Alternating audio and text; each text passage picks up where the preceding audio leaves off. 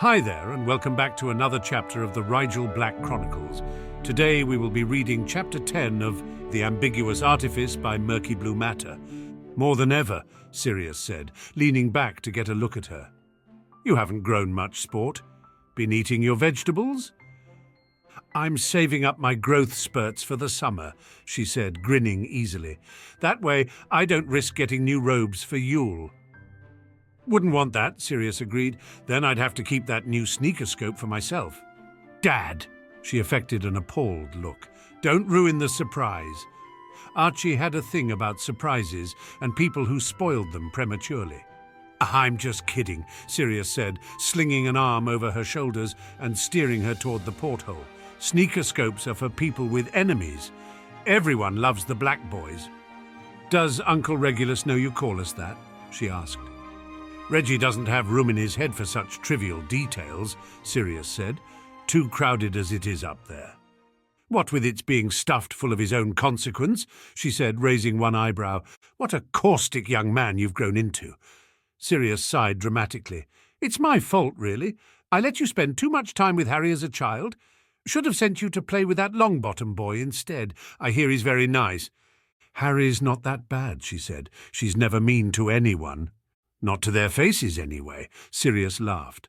I love our Harry, but you have to admit she's got a critical streak a mile wide. Did she? Perhaps she used to, before it had become so difficult to live up to her own standards. These days, no matter the internal critiques her mind sometimes offered, she didn't have the hypocritical gumption to level any true condemnation at other people when her own life was such a mess. I think she's gaining some compassion in her old age, she said after a moment's contemplation. More like gaining some control over her tongue, Sirius said with a short bark of laughter. That too, she agreed. Looking for a change of subject, she asked, Why didn't you send me to play with Neville as a child? Aunt Lily is good friends with Mrs. Longbottom. Did you just think Harry was enough of a playmate for me? Sirius gave her an odd look. We did have the Longbottom kid over once, don't you remember? She blinked, completely taken aback. Archie had had a playdate with Neville once. Why hadn't he mentioned that? After the Flint disaster, she would have thought he'd mention any other distant pre-Hogwarts acquaintances who might expect her to recognize them. I don't really... She trailed off, wondering how she was going to explain this one. To her surprise, however, Sirius dropped it immediately, with a somewhat awkward... Never mind, Arch. I'm probably misremembering. They walked in slightly strained silence until the apparition point, each lost in their own thoughts. Eventually, she decided to just ask Archie about Neville and see if there was anything important for her to know. Sirius offered to get started on dinner when they reached number 12, and she gratefully took the chance to retreat to her room and unpack. In reality, she simply unshrunk her trunk and opened it up on the bed to give the impression of unpacking and settled in to mentally review everything she had to tell Archie about the last semester before they officially switched back. It was half an hour before the door to Archie's bedroom whooshed open and Archie darted in, nearly slamming the door behind him in his hurry. She had to laugh when she took in his appearance. He was bundled up like a nomad fresh from the tundra, knit hat pulled low over his brow and a thick scarf pulled up over his nose and cheeks. Cold? She asked, chuckling as he struggled to unwrap himself. No, Archie huffed, unless Lily asks, and then yes, you were very cold on the way here. They're going to see our faces eventually, she said, perplexed by Archie's strange and unnecessary maneuver. Not until I fix mine, Archie said, grinning with more mischief than she was ready to deal with so soon after coming home. You said you had a plan for our disguises, she said slowly. You going to tell me what it is now? I was sort of thinking we'd have to just pretend not to grow at all this year and then somehow arrange to go away at the beginning of the summer and take the polyjuice before we get back, or something. Don't worry another moment, Archie said, nearly bouncing with excitement. I've got a solution, and you're going to be so impressed because I worked really hard on it all semester. What is it? She asked, more than a little curious now. How on earth did Archie have time to research new disguise methods on top of everything else he had to do that semester? Maybe AIM gave time turners to its students too. "It's a surprise," he said, "so close your eyes." She did so, trying not to smile too fondly. It would only encourage her playful cousin to keep her in suspense. What felt like several minutes later, Archie gave her the go-ahead to open her eyes again. She blinked and found herself looking into a mirror. It wasn't the first time she'd used that expression to describe how eerily alike she and Archie looked, but it was the first time she hadn't been exaggerating. "Is it an illusion?" she asked, turning her head this way and that to admire the angles of Archie's new look. It was uncannily accurate, though there was something off about it. "I think it's on backwards." "What?" Archie lost his smug little smirk with a disheartened slump. "It's symmetrical," he whined. "Not perfectly," she pointed out. "Come look at the mirror with me." She dragged him over to the bathroom and gestured to their reflection. "See? It's flipped, because you were picturing what I look like when you look at me, weren't you? But when you see the slight quirk in my right eyebrow, it looks to you like it's on the left." "Oh, duh," Archie groaned. Looking in the mirror between their images, he furrowed his brows and pressed his lips together in concentration.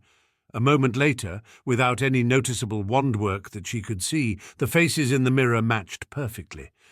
"How are you doing that?" she asked, frankly astonished. "It's much more solid than any illusion I've ever seen." "Thank you," Archie said, smirking again. "That was the level of amazement I was looking for the first time. Maybe, if you'd gotten it right. Anyway, remember when you gave me a Potentialis potion after our birthdays?" Archie said, grinning widely. "Oh, no," she blanched. "Not Archie, too. Draco's gift might have been a coincidence, but 2 gifts conveniently unlocked after 2 Potentialis potions? Unlikely.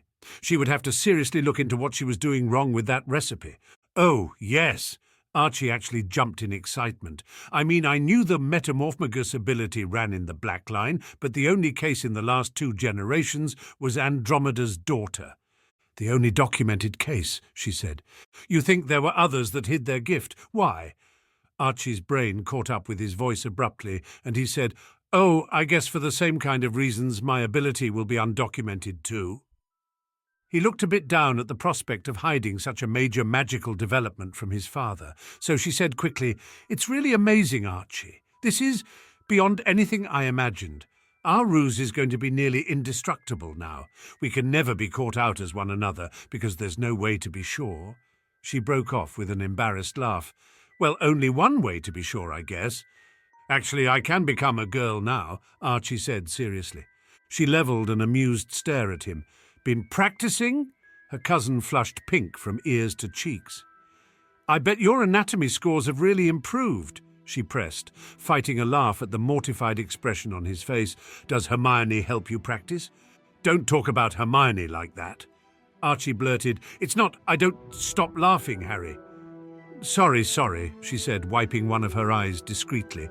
"It's good, Archie, really. I mean, now they really can't prove anything on your end." "Me?" She sobered up quickly. "Well, maybe it's time I started considering taking the male version of the modified polyjuice.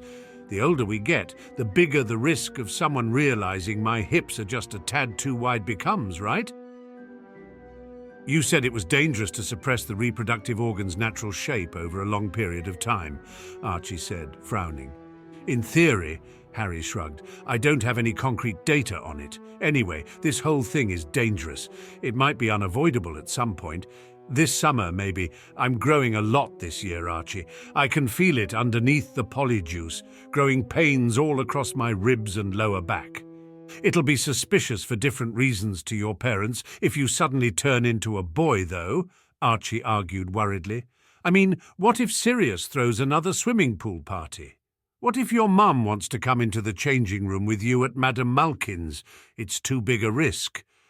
"I suppose there's time to figure something out," she said, trying to lighten the mood a bit. "Anyway, I'm really proud of all the work you must have done this semester. Coming into a new gift isn't easy." "It was a lot of fun, actually," Archie said, shrugging. "I can turn my hair pink. Want to see?" "Maybe tomorrow," she said, smiling at the mental picture. "Our parents will be expecting us for dinner soon. We need to hurry and change clothes, and I've still got to put my contacts in." "Sucks to be you," Archie said, smirking. I never have to wear contacts again." "You might have to wear a bra, though," she smirked. "Maybe you should go as me to the gala. You can look more like a girl than I can right now." Archie shot her an unimpressed look. "Yeah, like Harriet Potter would go to the gal. Why are you looking at me like that?" Grimacing, she wondered how she could have forgotten that she had tons of explaining to do. Now she would have to rush through it before Sirius came up to get them. "Change first," she sighed. "Then I'll explain everything." "First, you might want to drop that voice-changing spell," Archie suggested, "and undo whatever thickening charm you've been using on your eyebrows, or James and Lily may have a few concerns about the direction your adolescence is taking. They'll have a few questions anyway." Harry rolled her eyes as she performed the cancellations. "I look like someone cast a stretching charm a 10-year-old boy." "Your shoulders are much wider than a 10-year-old's," Archie said. "Oh, good," she smiled. "Then it won't be suspicious when I start growing facial hair." "You aren't going to grow facial hair," Archie laughed. "You'll have to pretend to, though. I recommend cutting your jaw a bit and then dabbing at it embarrassedly when your roommates are looking." Somehow, when I envisioned the future of our deception so long ago, this wasn't what came immediately to mind. Harry sighed. She changed quickly from Archie's familiar robes to her own somewhat alien outfit. Her clothes always felt too small the first few days after switching roles. Archie's male-cut robes were just so much more comfortable than the snug-fitting swathes that passed for feminine ensembles. At least she would be back in her brewing robe soon. "So what's the scoop?" Archie asked, once they were both suitably attired. "It's complicated, but the long and short of it is that both Rigel Black and Harry Potter need to attend the New Year's Gala this year," Harry said. She launched into an explanation about Snape's demanding to meet her as Harriet at the gala, as well as his plan to confront Sirius about Rigel's apprenticeship, then segued into her friends wanting to meet Harriet as Rigel's betrothed, and finally her fear that it wasn't going to be enough if she went alone that year. "I mean, you could, in theory, pretend to get violently ill the night of the gala and leave me to go as Harry, myself, I mean, with Sirius. But without using the modified polyjuice, Harriet is going to look exactly like Rigel. It'll be a bit suspicious, don't you think, if Rigel just happens to be sick and Harriet shows up looking and acting uncannily like him? I'm afraid Professor Snape will assume that Rigel is pretending to be Harriet in order to convince Snape to let Rigel keep helping Harriet with potions, which of course is going to make Snape think Harriet isn't actually any good at potions, and Rigel has actually been covering for Harriet this whole time and— Whoa! Archie held up his hands with a confused look on his face. "First of all, stop talking about yourself in two different third persons. It's freaking me out." "Sorry," she said, taking a breath. "That's okay," Archie said. "I think I understood most of it. I'm just thinking, and bear with me here because this is going to sound crazy, but why don't we both just go as ourselves?" Harry blinked slowly. "You think? I was going to research mind magics and see if there's a way to mentally connect our surface thoughts temporarily so we could feed each other information about credible responses to awkward situations in real time." "That sounds awesome," Archie admitted, "but I think in this case the simple answer is better. You be you and dazzle your Snape with a galore of potions expertise, and I'll be me and dazzle everyone with my stunning good looks and charm." "Except for the part where you look like me," Harry said. "Our good looks, then," Archie waved a hand dismissively. "The point is, all Rigel really needs to do at the gala is introduce Harriet. I mean, you, damn, this is complicated, to people and not blurt out any terrible secrets in front on the entire wizarding ton. Piece of cake." "I'm not sure you can pretend to be me for so many hours, though," Harry said, biting her lip. "My friends are pretty observant. One of them can feel your very emotions now, so you'll have to be convincing on more than just the surface level." "Because you're so unique," Archie said, voice thick with irony. She had said something similar to him once, she thought, and maybe he had a point. There weren't many things she had come to realize in the last few years that couldn't be faked. "Besides, I'm pretending to be me, remember? It would literally be impossible for anyone to call me out on not being Arcturus Rigel Black." "True," she conceded, still. What about your aura? Snape, Malfoy, and Riddle can all read them, and they all know I don't have one. I can fake one as Harriet, but you don't know how to suppress yours. I'll learn, Archie shrugged. We've nearly 2.5 weeks until New Year's. If I put all my time into studying aura suppression, I'm bound to get somewhere. Harry frowned at his confidence, but agreed that it was possible. She'd have to do something about her aura as well. Now that she knew her diminished magical core wasn't strong enough to support shaped imbuing in practice, it would be incredibly foolish to appear in front of Snape with an aura that contradicted the words that would be coming out of her mouth. "Kids, food!" came echoing down the hall, and they wrapped up their plans for the moment. "You remember all the topics I told you Remus covered in his lessons?" Harry asked Archie as they headed for the stairs. "Got 'em," Archie said. "You read over all those letters Aunt Lily and Uncle James sent?" "Twice," she said, grimacing. She would not be slipping up in that department ever again. Being held at one point by her own father had had a strong motivating influence on her ability to memorize those letters' contents. "Let's go reclaim our rightful identities, then," Archie said cheerfully, bounding toward the smell of dinner with a look of hedonic ambition on his face.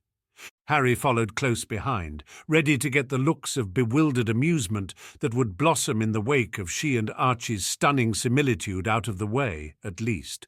Then she would lay claim to a large helping of what smelled like her mother's vegetarian lasagna.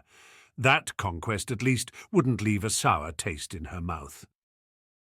The next day saw Harry and Archie holed up in the lab beneath Potter Place, poring over the dark disguise book. She'd read the chapter on auras before, but as her aura had already been suppressed at the time, she hadn't paid very close attention to the details in that section. "This sounds like occlumency," Archie said, frowning. "It is, basically," Harry said.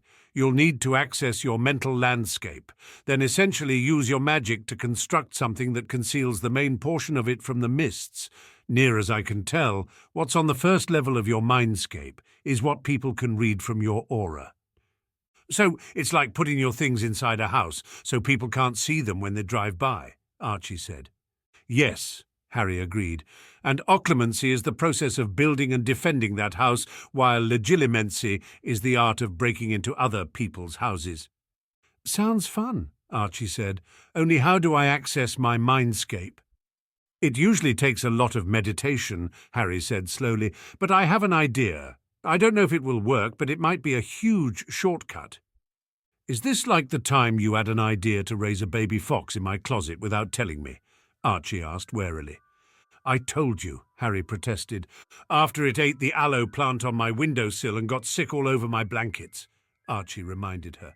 "If Mum hadn't started wondering where all our milk was going, it wouldn't have been so hungry," Harry said, feeling rather guilty about the blasé sense of responsibility she'd had as a child. Archie sighed. "The point, though, is, are you sure your idea is a good one?" "Not entirely," Harry said, "but I don't think it's going to hurt you."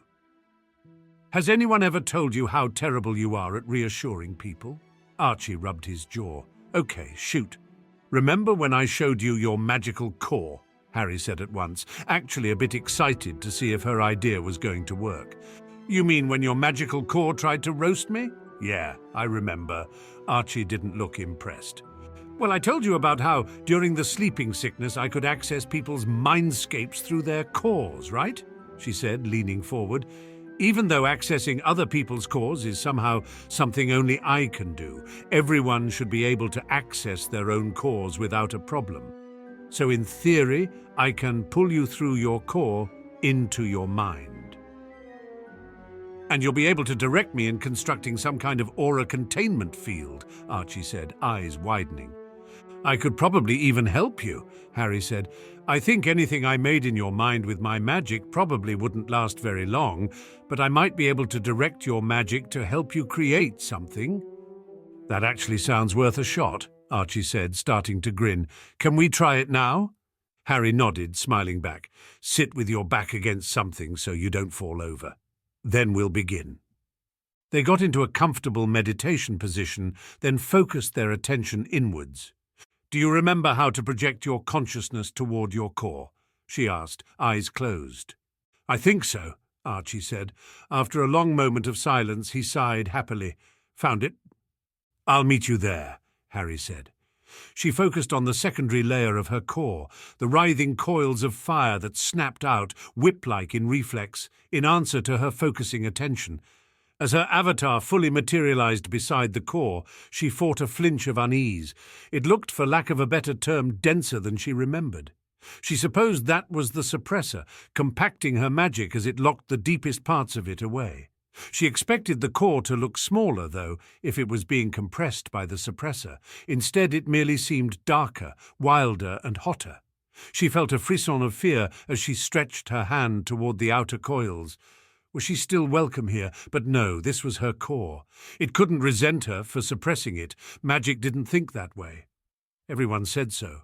She coaxed a coil forward, wrestling a bit to get it to go in the direction of Archie's core. Once she felt the twang of connection, she followed the line with confidence. Projecting her consciousness got easier each time, and she hadn't lost the knack for it, despite not having occasion to practice since the Chamber of Secrets. Archie's magic was, as she remembered, wrapped in soft, swirling mist that seemed to invite even as it concealed. She followed her cousin through the gentle wafts of magic, parting the mists before them until they reached the babbling river of cheerful blue that made up his primary core. It flowed in a whimsical circle, uniform yet free. What a contrast it made to her own disgruntled and repressed core. "Do I have to swim upstream?" Archie asked, letting his fingers dangle in the current. "Only if you want to lay eggs and then die on the upper banks," Harry said, reaching out her own hand to dip in the stream. "We just need to push through the center. I guess in this case we dive in and swim until we hit the other side." "Do we hold our breath?" Archie asked. "Have you been breathing?" Harry smirked. "Oh." Archie blinked as he realized that as a projected consciousness he didn't in fact need to breathe. Weird? She guided him forward, plunging them both into the rushing blue. When they emerged on the other side, Harry had to pause for a moment and stare at the world she'd just stepped into. If she hadn't swam through his core herself, she might have assumed Archie had an air core, so full of light and atmosphere was his mindscape. There was no clear light source, yet everything she saw was bathed in a golden glow that offset brilliantly against the intensely blue sky that seemed to swallow up most of the horizon. She and Archie had emerged on a sandy bank littered with glass-like pebbles that sparkled in the light. The river in Archie's mind mirrored that of his primary core, flowing in one large, continuous circle that dominated the center of his mental landscape. "What are those?" Archie asked, pointing upwards. She craned her neck and couldn't believe she hadn't noticed them before. Filling the sky above their heads were bubbles, not filled with air but with water. They skimmed along in an invisible breeze, large and small, each a self-contained pocket of crystal-clear river water that sloshed and swirled as it floated around. "They must be your manifestations," Harry said, running a hand through her long hair thoughtfully. How were they supposed to even access those things, much less suppress them beneath a layer of secondary occlumency? "My mind is awesome," Archie declared, grinning proudly. "I bet nobody in the world has a mind this cool." "And to think we haven't even done anything with it yet," Harry chuckled. "Why mess with perfection?" Archie said airily.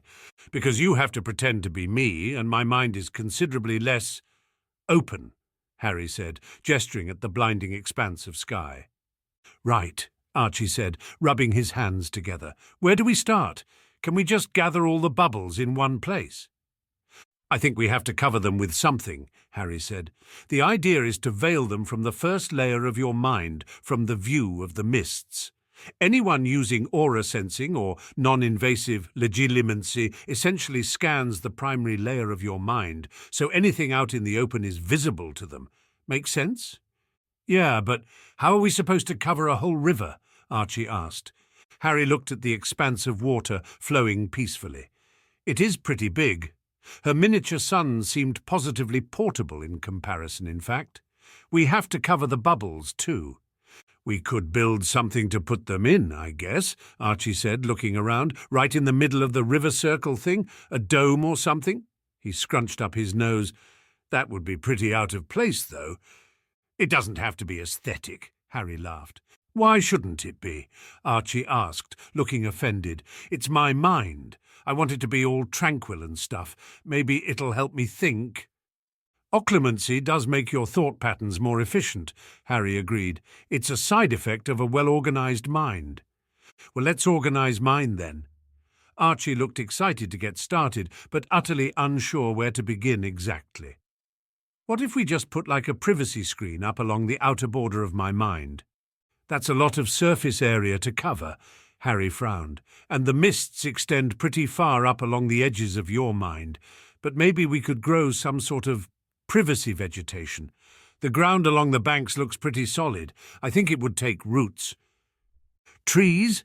Archie gushed. Yes, that's perfect. We'll plant trees all along both banks and the canopy will block out the river. And we can attach the bubbles of water to the branches, Harry said, so they can't be seen from outside either. They're so free, though, Archie sighed. Do we have to tie them down? What if we just moved them into the river instead? Then they could flow freely but still be hidden by the canopy. That could work, Harry said slowly. She wasn't sure if you could put aspect manifestations inside the representation of your core, but she didn't think there was any harm in trying. Archie's magic couldn't harm his own mind. Let's try it. They stood for a moment, just staring up at the many globes of watery whimsy. How do we get them down again? You should have some control over them since it's your mind, she told him, thinking of how she managed her own mindscape. Just focus on a bubble and think of what you want it to do. Archie turned his attention to the nearest sphere, a small bubble about the size of his fist that wobbled in the air like a bobber in choppy waters. He lifted a hand coaxingly toward the little blue ball, then slowly retracted it like he was reeling in an invisible line. The bubble swerved through the air almost curiously to hover at Archie's nose. He laughed and caught it between his hands carefully. The moment it was clasped between his fingers, a peculiar look came over his face. "It's a memory," he said, sounding a bit breathless. I can feel it, like I'm really there. Remember when we made those snow ghosts? In Mrs. Bagshot's yard? Harry smiled. We surrounded her house with them. The glow powder we sprinkled in their eyes lasted over a week, I think. Yeah, Archie smiled down at the memory bubble fondly. That was a good prank, even though Aunt Lily made us apologize when she found out. I think old Batilda enjoyed it, Harry said. She did leave them up until they melted, Archie agreed.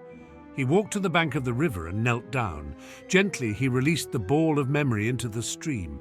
The bubble seemed to slip into the river almost delicately, not sinking to the bottom like a stone, but winding its way through the water easily of its own accord, matching the current, yet outside of it, clearly making its own path. Archie turned his attention to the next bubble, and Harry took a moment to consider how she could best help. She didn't really want to handle Archie's manifestations. It was a very personal part of the mind, and even though she knew almost everything about her cousin, it still didn't feel right to interact with his memories in that way. She moved a short distance away instead, and bent her will toward the water in Archie's river. In theory, she could use her own magic to build something, but there was no telling how long it would persist in Archie's mind, or what it might do once she stopped concentrating on it. Better to ground his defenses in his own magic. The water flowed at her command, as though eager to be useful. She directed a small trickle away from the stream with a thought, drilling it down into the sandy bank as though she were planting a liquid seed. Another moment of concentration, and the water hardened and darkened, sticking fast below the sparkling pebbles and shooting upwards in a fountain that solidified even as it blossomed toward the sky. She fed it more bits of magic as needed, guiding the offshoots into trunks and branches that burst into brilliant green at their edges. In a short time, a supple river birch stood before her, several distinct trunks together, spreading a multitude of cheerful leaves whose shade gave another dimension to the babbling stream it overlooked.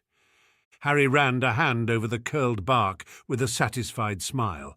Archie's mind was going to be lovely by the time they finished. "That's great, Harry," Archie called from where he was herding a string of memories along in a strange parody of Follow the Leader. Harry waved back in acknowledgement, then got to work on the next tree. They still had a long way to go. She didn't know how long they worked, but eventually, when about a third of the circular bank was covered in canopy, Harry noticed that the water level in the river was significantly depleted. She jogged to where Archie was still ferrying bubbles into the river and said, "I think we should stop here for today." Archie nodded. "The river is starting to get a bit crowded," he said, gesturing to where entire schools of memory orbs were swimming around one another, even as they floated along with the current around them. "I feel tired too, like after I practice a spell too many times, only I haven't done any magic. It's kind of scary that you can use my magic like that without my input." Harry blinked. "I think you could forbid me, probably." "No need." Archie shook his head, amused. "Could you access my core without being in my mind, though? I mean, could you tap into someone else's core just by being near them?" Harry recoiled from the idea. Surely not. That would be... Well, she couldn't call it impossible. Magic seemed to make most things possible. Still, it was the sort of idea that made her feel slightly ill. Using someone else's magic to help them was one thing. Using someone's magic against their will was unthinkable. Magic always answered to the will of its owner. To even think that she might be able to circumvent that will was dangerous. Archie shrugged, but she thought it seemed a bit forced. "Let's get back to our bodies," Harry said, eager to change the subject. "Do you think you could find this place again with meditation, if you need to work on it while I'm not around?" "I think so," Archie said, looking around as though to cement the view of his mindscape in his imagination. "Yeah, let's go." They dove back into one of the rivers and let the current carry them out. The first thing Harry heard upon opening her eyes was a loud "Ouch!" from Archie. She opened her eyes to find him clutching at his neck and wincing. "Cramp!" he whined, grasping for his wand with his other hand. A moment later, he was muttering a muscle-relaxant charm under his breath and sighing with relief. Harry smiled. "Wish I'd known that spell back when I started meditating. It took forever to figure out how to hold my head so it didn't kink." "Someday your trials will inspire Rita Skeeter to write a biography," Archie said solemnly. She considered throwing something at him, but everything in reach was something she needed undamaged for her lab. They stretched out their muscles and climbed the stairs to the kitchen. "Please let Aunt Lily have left sandwiches from lunch," Archie prayed under his breath as they poked their way into the fridge. "Lunch?" Lily breezed into the kitchen from the other room. "Archie, it's nearly 5. They're setting the table at Grimold as we speak." "Did you come to collect us, Mum?" Harry asked, shutting the fridge sheepishly. "Of course," Lily said. "You've been in the lab all day. I got a little worried that it was too quiet down there, but when I checked you guys were just meditating. Have you been at it all day?" "I read that meditation can help you learn things faster," Harry said. "The study said that meditating for an hour every week can cut down the time a student spends studying by as much as 2 hours a day."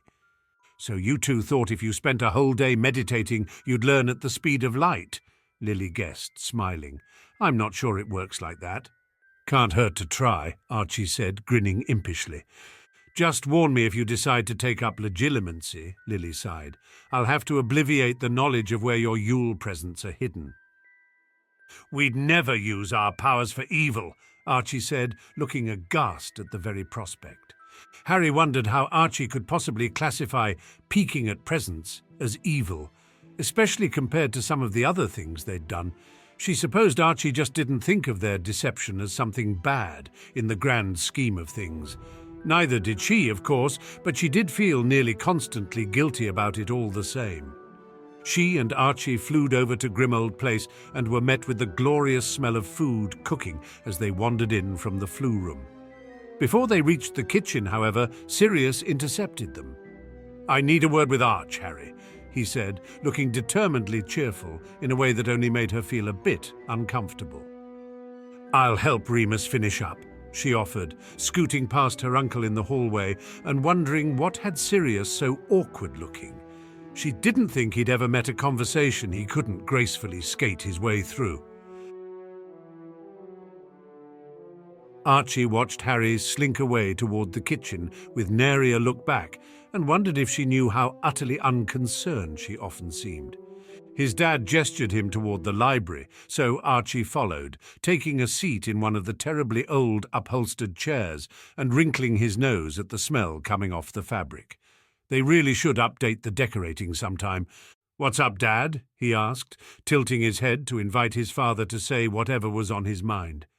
"Son," Sirius said, his eyes roaming Archie's face restlessly, "lately I've been thinking—" "About?" Archie prompted when his dad lapsed into silence once more.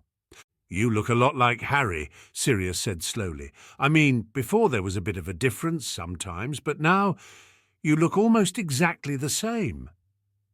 Archie nodded, knowing it would be absurd to deny the obvious. "I've noticed.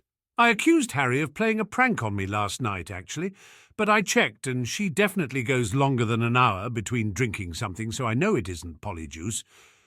"I don't think it's Harry," Sirius said, grimacing a bit.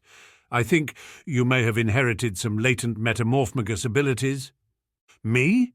Archie chuckled in disbelief, absolutely stunned that his dad had put that together so quickly. Too bad he could never know how right he was.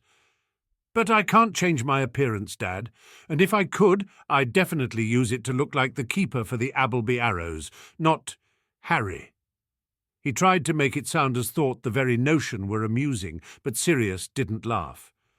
"I don't think it's a conscious ability," Sirius said, frowning a little. "It's rare, because usually magic genetics is an all-or-nothing deal, but sometimes an ability can manifest passively. I can't think of any other explanation for why you and Harry continue to grow more similar instead of less." "Why would it fixate on Harry?" Archie asked, thinking quickly.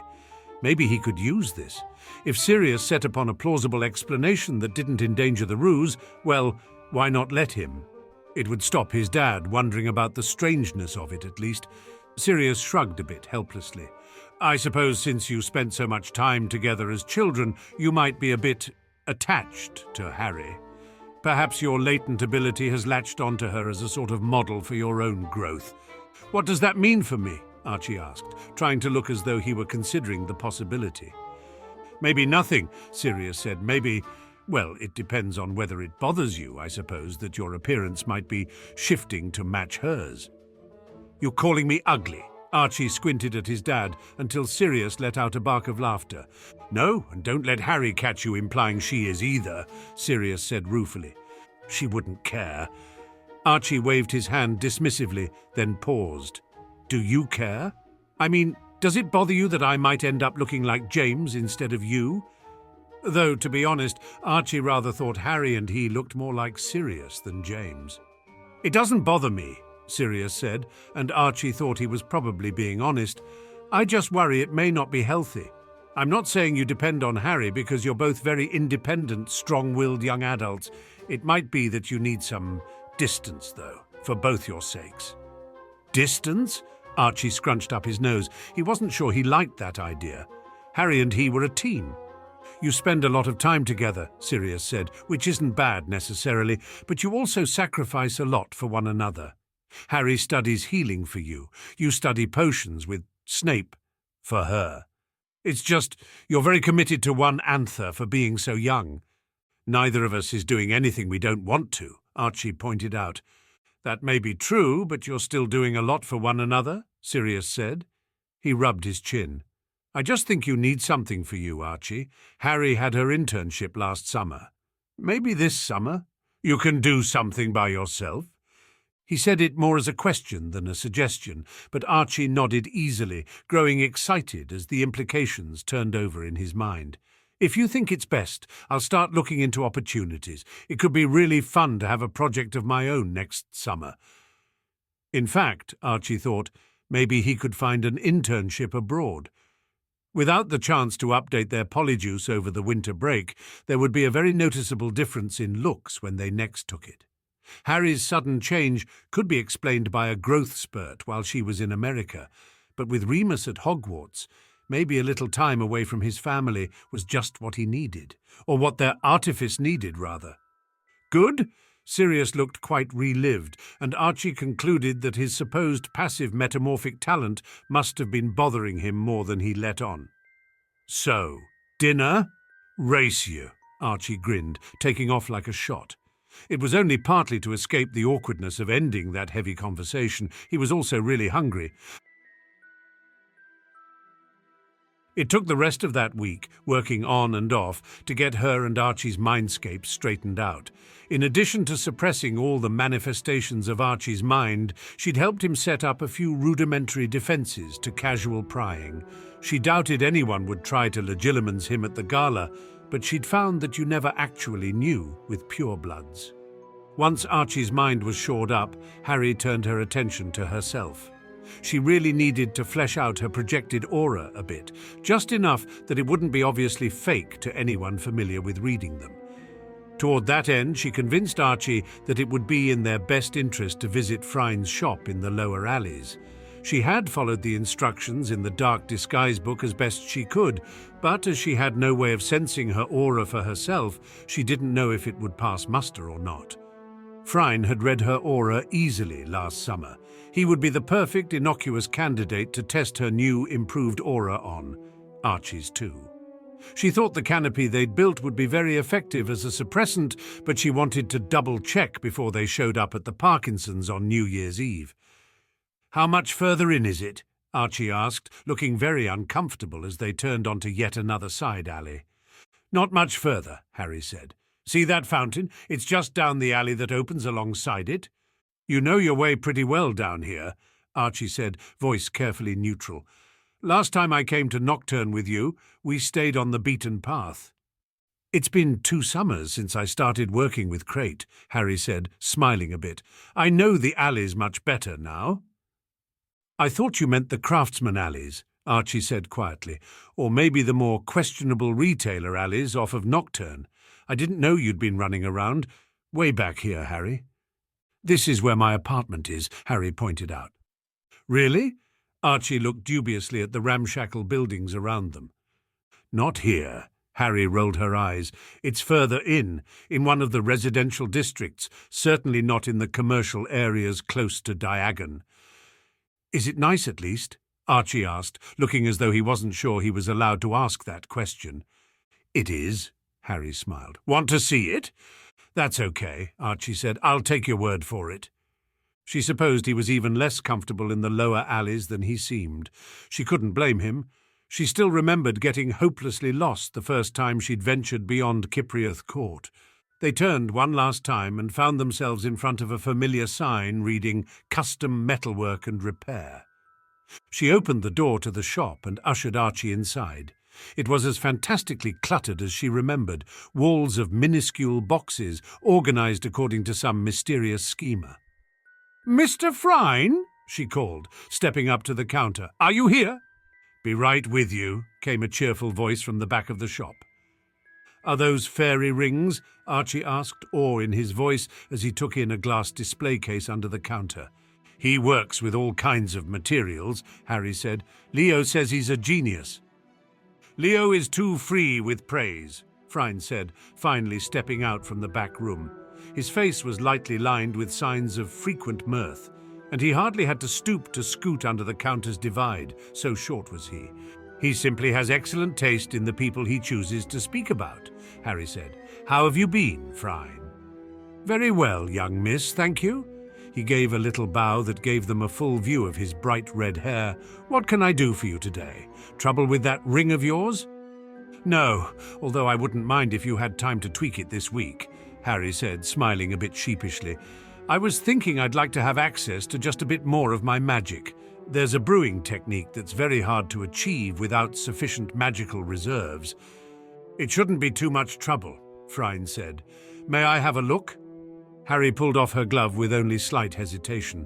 She could easily hand it over for a few days. She just wouldn't do any magic in the meantime. As long as she didn't use her magic, she could contain it just fine on her own. He turned the ring over in his fingers once she'd pried it off, and hummed a bit under his breath.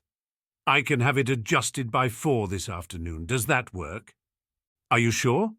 Harry frowned, not intending to inconvenience the man. "I don't want to rush you." If I say I'm sure, will you wipe that ridiculous half-guilty expression off your face? Phryne laughed. You honestly look very pitiful like that, child. Harry's face relaxed in open surprise. Archie hooted with laughter. He's got you there, Harry. Just let the man do his job when he wants to do it. All right, 4 then, Harry said, shaking her head. Was there anything else? Phryne asked, pocketing the jade ring. Yes, Harry said, wondering how exactly she could phrase her request. Can you read our auras? Archie blurted, leaning forward excitedly.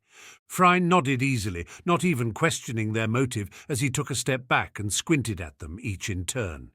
Interesting, he said, smiling widely. Very interesting. You, young lady, have no aura at all. Have you suppressed it intentionally? Archie exchanged a look with Harry, then said, I'm a guy. Phryne looked acutely surprised. Ah, I've done it again. I'm terribly sorry, young man, but I assumed the two of you were twins. You are identical, are you not? Harry and Archie both laughed, a bit uneasily. We're related, but not twins, Harry said, though people do confuse us quite often.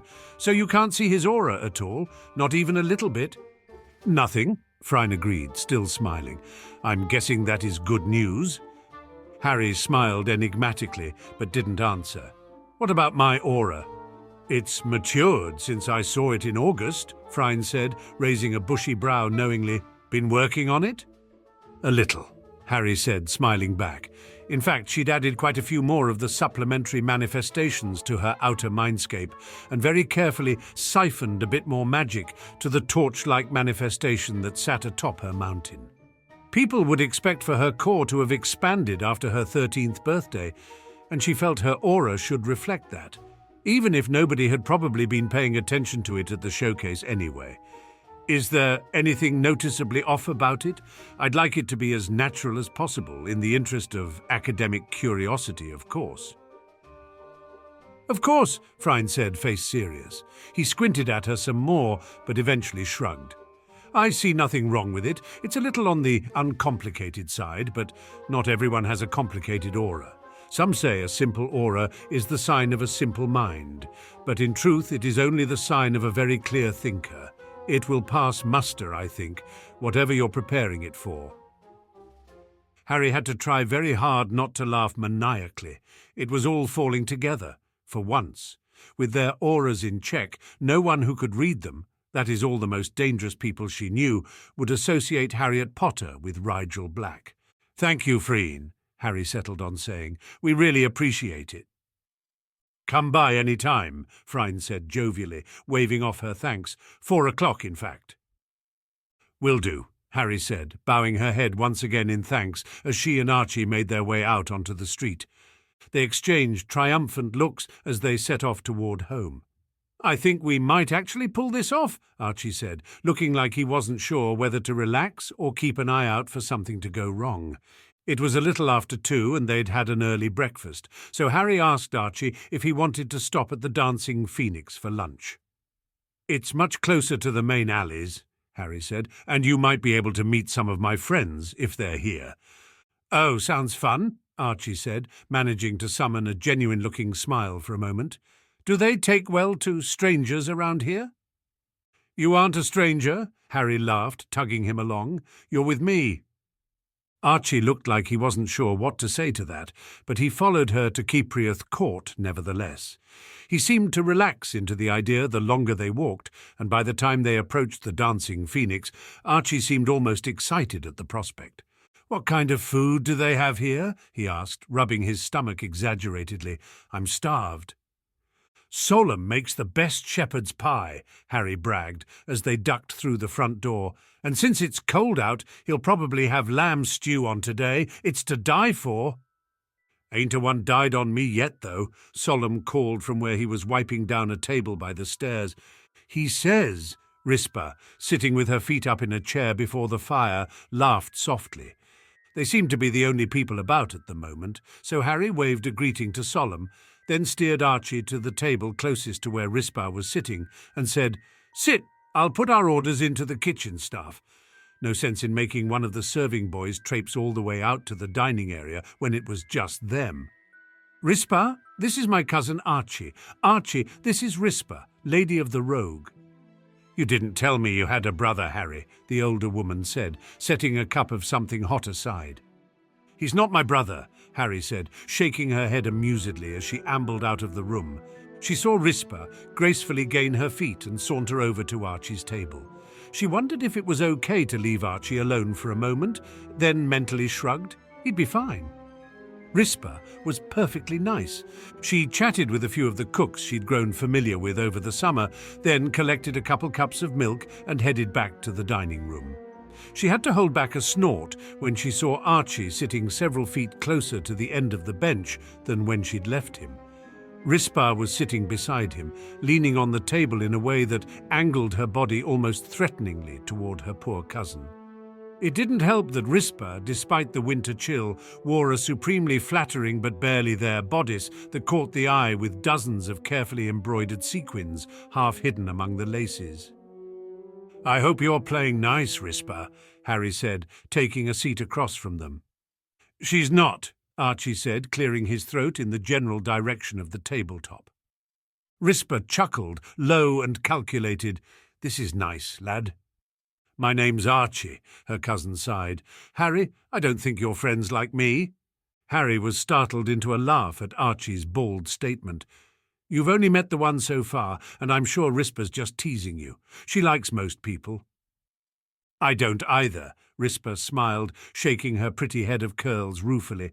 "But I make exceptions for Leo's friends, and I suppose friends of Leo's friends, if they're nice to me." She said the last with a smile that Harry thought should be put on a list somewhere for unexpectedly lethal things. "What brings you and your friend this way today, Harry?" "We're picking up an item I ordered later, so I thought we'd lunch here," Harry said, not too concerned with whatever was provoking Rispa's slight hostility. She probably just needed to get to know Archie. "I wanted Archie to see where I spend so much time too. The Phoenix was sort of my home away from home last summer." "I thought she was holed up in the guild all those afternoons," Archie put in, looking determined to participate. "How do you feel, knowing Harry was here with us?" Rispa asked. Her voice seemed just a tad too sweet, and Harry wondered if Rispa was actually feeling defensive for a moment. She tried to see Archie from an outsider's perspective. His winter robes were finely made, the silver chain of a watch dangling from one pocket. His face, like hers, was aristocratically cast, for all its somewhat odd androgyny. He looked like a young lord, from his carefully arranged hair to his upscale shoes, and Harry wondered how she hadn't realized he'd stick out. She'd just grown so comfortable in the lower alleys, she forgot sometimes that other purebloods usually didn't trespass these streets and generally weren't welcomed anyway. "I feel I ought to have guessed," Archie said, smiling in an unconsciously affable way. "I mean, Harry was always the adventurous one when we were kids. If anyone could find a gem like this in all these twists and turns, it'd be him. I'd have gotten hopelessly lost." Rispa looked intrigued despite herself. "You two grew up together?" "Of course," Archie said, grinning. "Harry really hasn't mentioned me. I'm wounded. We're cousins, but we grew up closer than siblings. It's like he's ashamed of me." "I am," Harry said, completely deadpan. "Cousins?" Something in Rispa's face relaxed minutely. "Of a sort," Harry shrugged. "Our families are very close, and we are related a couple of generations back." "It's like that in most of the old families, I hear," Rispa said, gazing at Archie shrewdly. "Some more than others," Archie said, a bit of embarrassment creeping into his voice. "My family is infamous for interbreeding and lunacy. And those things probably aren't related if you ask my grandmother's portrait." Rispa let out a full-throated laugh. "Does anyone ask her?" "Actually, we put her in the attic," Archie said, ducking his head as though ashamed. "There's just no respect for the elders anymore." "Actually, we put her in the attic," Archie said, ducking his head as though ashamed. "There's just no respect for the elders anymore." Rispa laughed again, this time slapping her skirts heartily. "Aye, you'll do fine here, lad." "Course he will," Harry said, smirking a bit. "He's related to me." "You fit in too well here," Rispa said, flicking her curls and pinning her with a serious look. "It's not safe here in the alleys of late." "You mean the raids?" Harry asked, sobering quickly. Raids are just the ministry's way of pretending their law means anything down here, Rispa said, leaning closer. It's the reaction to the raids that's the problem. Folk are getting restless, angry. Shopkeepers are growing bitter over all the disruptions, threatening to take their business underground. The vampire covens are organizing, and Leo hasn't been getting challenges. Isn't that last one good? Harry asked, frowning. If Leo wasn't being challenged for his title of King of Thieves, it must mean people were satisfied with the way he was running things. Rispa shook her head.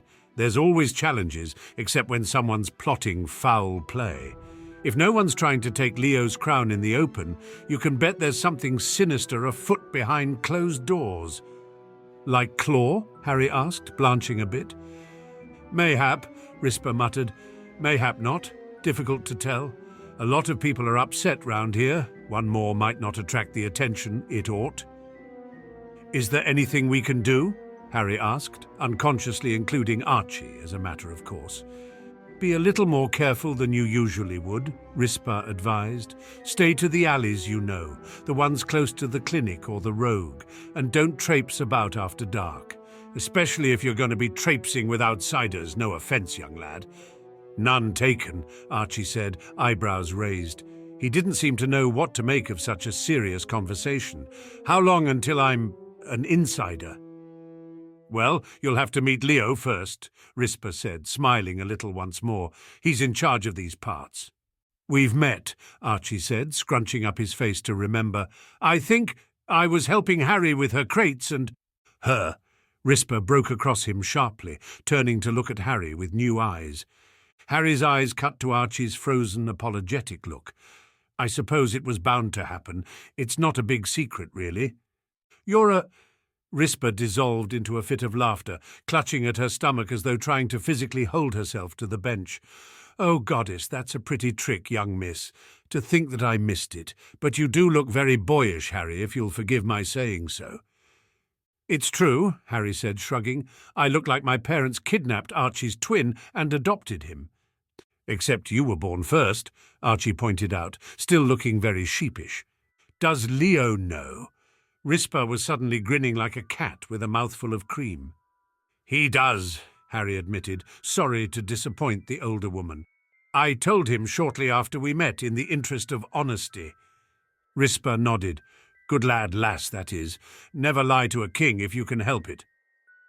Easier to tell them to mind their own business, Harry agreed.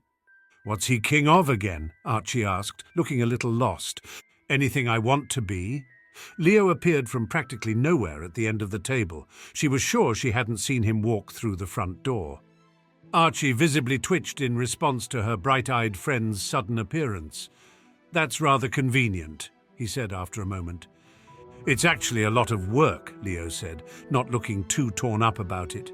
He slid onto Harry's side of the bench, obliging her to move over or sit in awkward proximity to him. Archie, right? Good memory, Archie said, nodding amiably. It's been a while. It's good practice for a king to remember the people he meets, Leo said, grinning wolfishly, no matter how seemingly insignificant. No seeming about it, Archie said, not put off in the least. Her cousin could always rise to a conversational challenge. I'm about as uninteresting as they come. Really? Leo picked at one of his nails offhandedly. I heard you kill basilisks in your free time. Archie choked. That was once, he protested. And how do you even know? I know everything, Leo said, about everyone who steps foot in these alleys. That must take up a lot of your time, Archie said, nodding seriously. Or do you employ spies? Looking for a job? Leo asked, head cocked in interest. Employment doesn't suit the men of my family, Archie said, leaning back in his chair with a relaxed grin. But we do enjoy a number of eccentric hobbies. Maybe I'll make an ear out of you, Leo said, grinning now. I always need more in the upper echelons of the social crop. A friend of Harry's is a friend of mine, Archie said. Likewise, Leo smirked. Harry honestly couldn't tell if they were serious or not. Now that we're all friends, Harry trailed off as a serving boy came trotting out from the kitchens with she and Archie's lunch. She pulled out of a couple of coins and tossed them his direction, smoothly pushing Archie's bowl to his side of the table. How have you been, Leo? Your last letter seemed a bit rushed. Lots to do before the snows get bad, Leo shrugged, gesturing to the large stack of pallets stacked neatly on the far side of the large dining room. He stole her cup and sniffed at its contents before wrinkling his nose. Milk again? It's good for you, Archie and Harry said simultaneously. Leo and Rispa laughed. Now we know you two are related, Rispa said. Lots of people drink milk, Harry rolled her eyes. Not around here, Leo informed her. Ale keeps you warmer. So do warming charms, Harry said. Too many squibs, Rispa said bluntly. Ale's easier. There was a moment of silence in which Harry felt like an utter cad. Archie cleared his throat uncomfortably. Do you need blankets or... He seemed at a loss for what to say. We can take care of our own, young Mr. Black. Leo tipped an imaginary hat. I thank you, though. There's not many would even offer. Archie shrugged in a way that was grace and humility combined. Well, I'm around if circumstances change. I know where to find you, Leo said, nodding agreeably. Harry was certain that he did, however uneasy that might make her. You going to be around for training this holiday? Leo asked Harry after a few minutes of letting her and Archie eat. Harry swallowed. Sure. Do you have time, though? Some afternoons are good, Leo said. Some afternoons it is, Harry smiled. Should I bring a knife? Archie noticeably refrained from choking again. Do you have a knife? Leo laughed. No, don't bother. Those cleavers you keep in your potions kit don't hardly count. Harry tilted her head. They do well enough for their purpose. Don't we all? Rispa said, tracing a small ring idly on the wooden tabletop. Don't we all? They lapsed into pensive silence after that, finishing up their lunches quickly. Leo ambled off to talk to Solemn about some court business, and Rispa spent the rest of the meal casually trying to make Archie blush. She was well into her 8th or so pose, this one an artful lounge back on her hands that thrust her chest out, rather coquettishly, when Harry stood. We should be getting back to Phryne's, she said. It's a long walk there. It was nice to meet you, Lady Rispa, Archie said, even managing to sound sincere, despite how utterly nonplussed he must be after her obvious attempts to fluster him. Rispa sighed playfully. One thing to say about you nobles, I do like your manners. See you around, my lady, Harry grinned, bowing in a movement that was echoed by Archie not half a beat later on their way out. I hope so, little lass, Rispa chuckled low. The alleys could use a player like you. Harry was sure that the alleys had plenty of players already and said so. Rispa only smiled enigmatically, giving a little wave as the door swung shut behind them. Your friends are interesting, Harry, Archie said after they'd walked a short distance. You've met Marek, Harry said. What did you expect? I'd somehow convinced myself he was the exception, Archie said. They're great once they warm up to you, Harry promised. I somehow doubt I'll spend enough time here to merit it, Archie said. But I suppose it's nice to have goals in life. I don't think we need any more goals, Harry said. The last time we got ambitious things sort of spiraled out of control. I don't know. Archie pretended to think. You think we've lost control? If we haven't, I'd like to see what out of control really looks like. Harry huffed. Careful what you wish for, Archie teased. As they made their way through thinly disguised slums to pick up a ring that would resuppress the majority of her magic, Harry rather thought that advice was a bit overdue. It was a few days before Yule that Archie received a letter from Ron Weasley, quietly begging Rigel to come to the Burrow for an afternoon visit. After a brief discussion with Archie over whether it would be better to decline or for Archie to try and be Harry all day at home, they settled on an ingenious alternative. Archie sent a letter accepting Ron's invitation, but inquiring if it would be all right if Rigel brought his cousin Harry to visit as well. It would be a test run of sorts for the New Year's gala. If Archie could pull off being Rigel around the Weasleys, several of whom knew Rigel's personality fairly well, he could probably skate through the gala all right.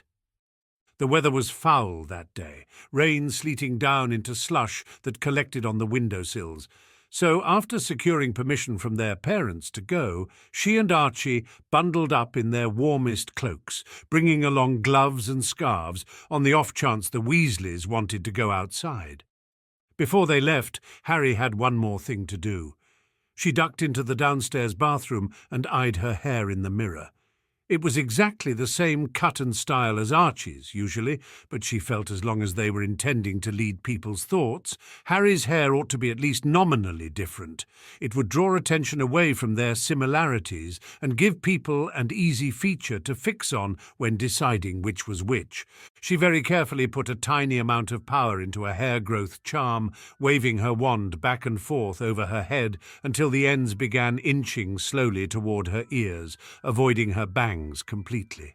She knew the trick was to go slowly if you wanted the hair to appear at least semi-healthy, so she bit back her impatience and kept up her concentration as her locks crawled downwards.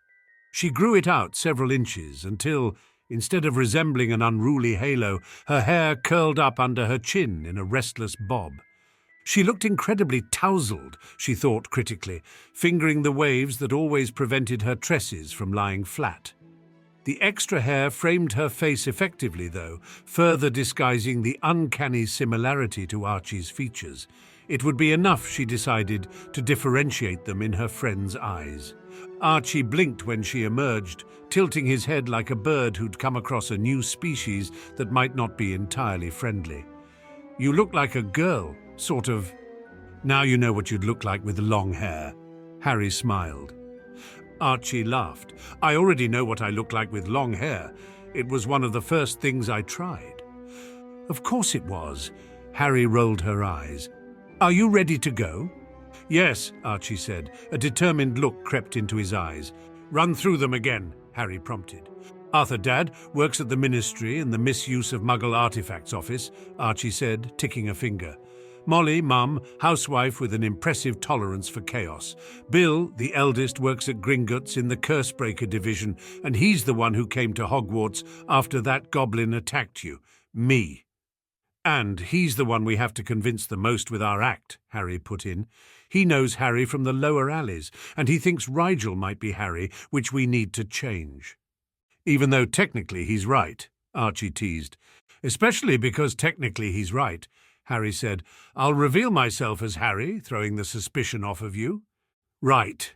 Archie nodded, beginning his ticking of fingers once more. "Charlie is the one I haven't met, and he works with dragons in Romania. Percy is a 7th year, wants to be a barrister, and helps me with transfiguration study. He's also head boy. The twins are Fred and George, 5th years, pranksters, and all-around jokers.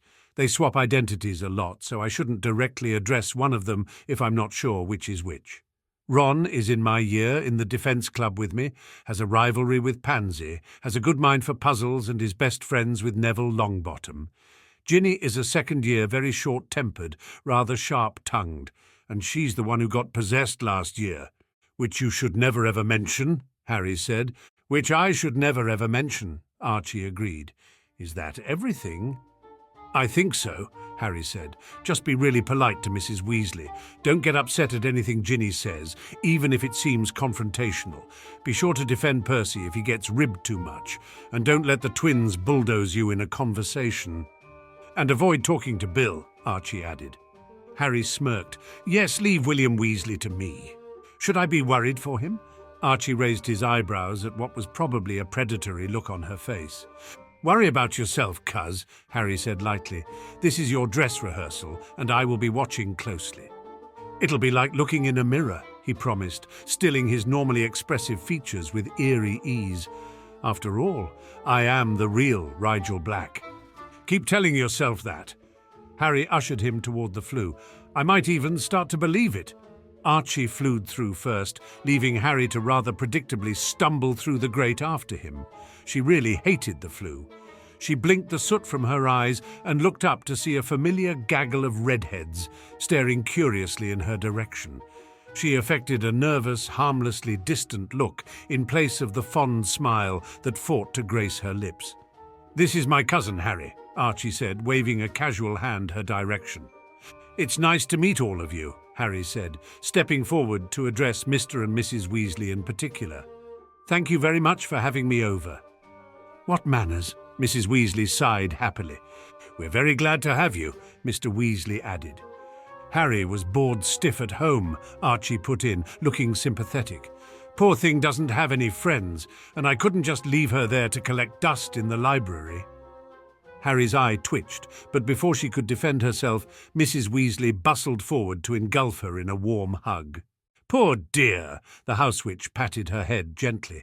"I suppose all your schoolmates are in America?" Yes," Harry mumbled into the other woman's shoulder. "Well, my boys are very friendly, and I'm sure Ginny would love to make a new female friend," she said, smiling as though she truly believed it. Harry saw Ginny roll her eyes over Mrs. Weasley's shoulder. "Oh, yes, very friendly," Ron coughed after a beat of silence and a stern look from his mother. "I'm sure they are, ma'am," Harry said. "Is this everyone?" She knew it wasn't. At the kitchen table sat Mr. Weasley, Ginny, Percy and Ron. The eldest two were presumably working, and the twins were nowhere to be seen. She tried not to read anything ominous into that observation. "Oh, no, just my two youngest and Percy, our head boy," Mrs. Weasley said, beaming fondly at said boy as she made her way back to the table, where Harry could see she'd been darning a pair of thick winter socks. "Come to think of it, where are the—" "Missing us, Mum. We've only been gone 5 minutes." The Weasley twins slunk into the kitchen with all the air of people who were trying very hard to appear completely innocuous. "What have you done?" Mrs. Weasley frowned suspiciously. "Done?" Fred pretended to think about it. "Nothing terribly interesting." "In the last 5 minutes, anyway," George grinned. "These are my 2 fifth-years, Mrs. Weasley sighed. They turned as one to where Harry and Archie stood closer to the fireplace. "Hey, Rigel, whoa!" They swiveled heads of red hair back and forth between she and Archie with slightly awed expressions. "Rigel," George said, turning a serious expression toward Archie, "how in Merlin's name did you forget to mention that you had a twin?" Harry was surrounded by overly curious 15-year-olds before she knew what had happened. Hands poked at her face and ruffled her hair experimentally as Fred and George fired rapid questions over her head excitedly. "It's a girl, Rigel. She's even got the same chin." And the same unimpressed expression. "How cute," they sighed simultaneously. "She's not my twin," Archie said, long-suffering. "She's my cousin, Harry Potter. And stop poking her, please. She's easily provoked."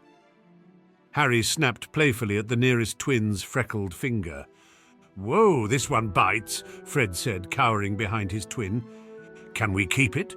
George asked Archie, widening his blue eyes in a desperate plea. "She's mine," Archie said firmly. "Don't you have enough toys anyway?" He gestured to Ron and Ginny with an idle smirk. "But we want a new one," Fred pouted. "I think I'm offended," Ginny frowned. "You're always offended," Ron informed her. "Fred, George, stop intimidating our guest," Mrs. Weasley snapped. "Honestly, first young lady we've had over in ages, and you two can't help but traumatize her." "She doesn't look traumatized," George said, peering into Harry's blank expression curiously. "Not like that girl Charlie brought last holiday, anyway," Fred put in. "The one whose eyebrows you lengthened into curtains?" Mrs. Weasley scowled. "We were doing her a favor," Fred shrugged, unconcerned. "Poor thing had plucked them nearly all away." "She never did come back," Mrs. Weasley said, looking disappointed now. "What fine young babies they might have had." "Mum?" 5 mortified voices echoed around the kitchen. "A mother can dream," Mrs. Weasley sniffed. "Anyway," Fred said, intentionally awkward, "Rigel, we've got a surprise for you. Come see?" Archie grinned, but she could tell he was restraining it to match Harry's personality as best he could. "Sure. Ron, do you want to—" "Better not," Ron grimaced. "I'll catch up with you in a bit." "Great." George took Archie's arm and towed him off into another room. Soon footsteps sounded on the stairs, and Fred waved a goodbye to the General Assembly, adding, "Nice to meet you, girl Rigel," as he followed the other two. "Don't blow anything up," Mr. Weasley muttered. Harry waited for the others to laugh, but apparently the man wasn't joking. "So, head boy, that's very impressive," Harry said, smiling in what she hoped was a friendly way as she stood there, unsure what to do. "There's only one head boy for the whole school, right?" Percy nodded, his ears a little pink. That's right. Do you have prefects and the like at your American school? Harry shook her head. Not exactly. They separate us into tracts, and each tract has upperclassmen that act as monitors. Their duties include things like making sure the younger students don't get too out of line, checking the dorms after curfew, and tutoring those who need help. They have no authority outside of their own tract, though, so as a healing tract student, I wouldn't have to heed a monitor from the charms tract, for example. Interesting. Percy adjusted his glasses and waved her over to the seat next to him. So there's no one that represents the whole student body like a head boy or girl would? No, Harry said, but school unity in general is different at AIM than it is at Hogwarts, I think. The tracts mostly keep to themselves, even in the general classes, and there's no inter-tract rivalries or anything, so a student that represents the whole school wouldn't have much to do, I think. No Quidditch, right? Ron asked, looking sad for her. There's a sort of pickup league of intramural teams. Harry shrugged. But they don't draw a big crowd and they aren't affiliated with any particular tract. What do you do for fun, then? Ron frowned. Same things that students who don't play Quidditch at Hogwarts do, I guess, Harry said, smiling a bit. We hang out with our friends, go to club meetings or work on extracurricular projects. I'm in a defense club, Ron said, perking up, with Rigel. I heard, Harry said. How's it going? That Malfoy kid is leading it, right? I guess, Ron said, avoiding the odd look his parents were giving him. Maybe he hadn't mentioned that most of the members were Slytherins so far. Rigel says you're really good at strategizing, Harry offered. Did you learn that, or is it a natural gift? Ginny snorted. Oh, it's definitely unnatural. Ron's a whiz at chess. Kicks even Dad's butt all over the board and has since he was about 8. Not my game, chess, Mr. Weasley said mildly, perusing a magazine article rather absently. Have you ever entered a tournament? Harry asked. My Uncle Remus entered one last year and almost won. He lost to this 100-year-old vampire who I guess had been studying the game for several decades at that point. Professor Lupin? Ron blinked a bit. I didn't know he played. He's got a prodigious mind, Harry said. He just hides it behind mild mannerisms. How are classes with him? Terrifying, Ginny said flatly. Your uncle is a sadist. That's true, Harry agreed easily, startling a laugh out of the other girl. It's part of what makes him a great teacher. He's not afraid to be cruel to be kind, you know. He'll push you when even you don't really want to keep going. He is a great defense teacher, Ron said. I've got him for dueling too. Wicked fast with a wand he is. He was a prefect when he went to Hogwarts, Harry said. Even got an honourable mention on his defence newt, I think. He went to Hogwarts, Percy frowned. But he's... That was back when they allowed half-bloods, Mr. Weasley said sharply, and before Mr. Lupin's condition was more or less public knowledge. There was a moment of silence before Ginny said, Do you wish you could have gone to Hogwarts, Harriet? Just Harry is fine, she said, smiling, despite the somewhat rude nature of the question. Ginny was always refreshing, at least, and yes, sometimes I do. The healing tract at AIM is wonderful, as are the facilities and a lot of other things, but to be honest, our potions master isn't much to write home about. Potions are sort of a passion of mine, so I envy Rigel being able to study under Master Snape. He's the best right now. You wish you could come to Hogwarts to study under Professor Snape. Ron looked like he was trying to paste a polite expression over a horrified one, but failing. Harry nodded, hiding her amusement. Oh yes, you're so lucky to have access to such a renowned expert in the field. A lot of places have reputable charms or transfiguration masters, but truly excellent potions professors are few and far between, even at the major schools. Why is that? Percy asked, looking perplexed. There are a number of very well-known potions masters throughout Europe, after all. They're not like defense masters, who are rather hard to come by. The talented potions masters don't become professors, Mr. Weasley said knowledgeably. There's more esteem to be had working directly for a guild, or going the inventor's route and selling your own line of potions. More gold, too. Spellcrafters rarely patent a spell with any success. It's just too easy to pass on the incantation, so those talented at wand work often go into teaching instead. Potion makers can charge exorbitant fees for crafting and brewing difficult potions, though. Too many regular witches and wizards never bother to learn the art properly.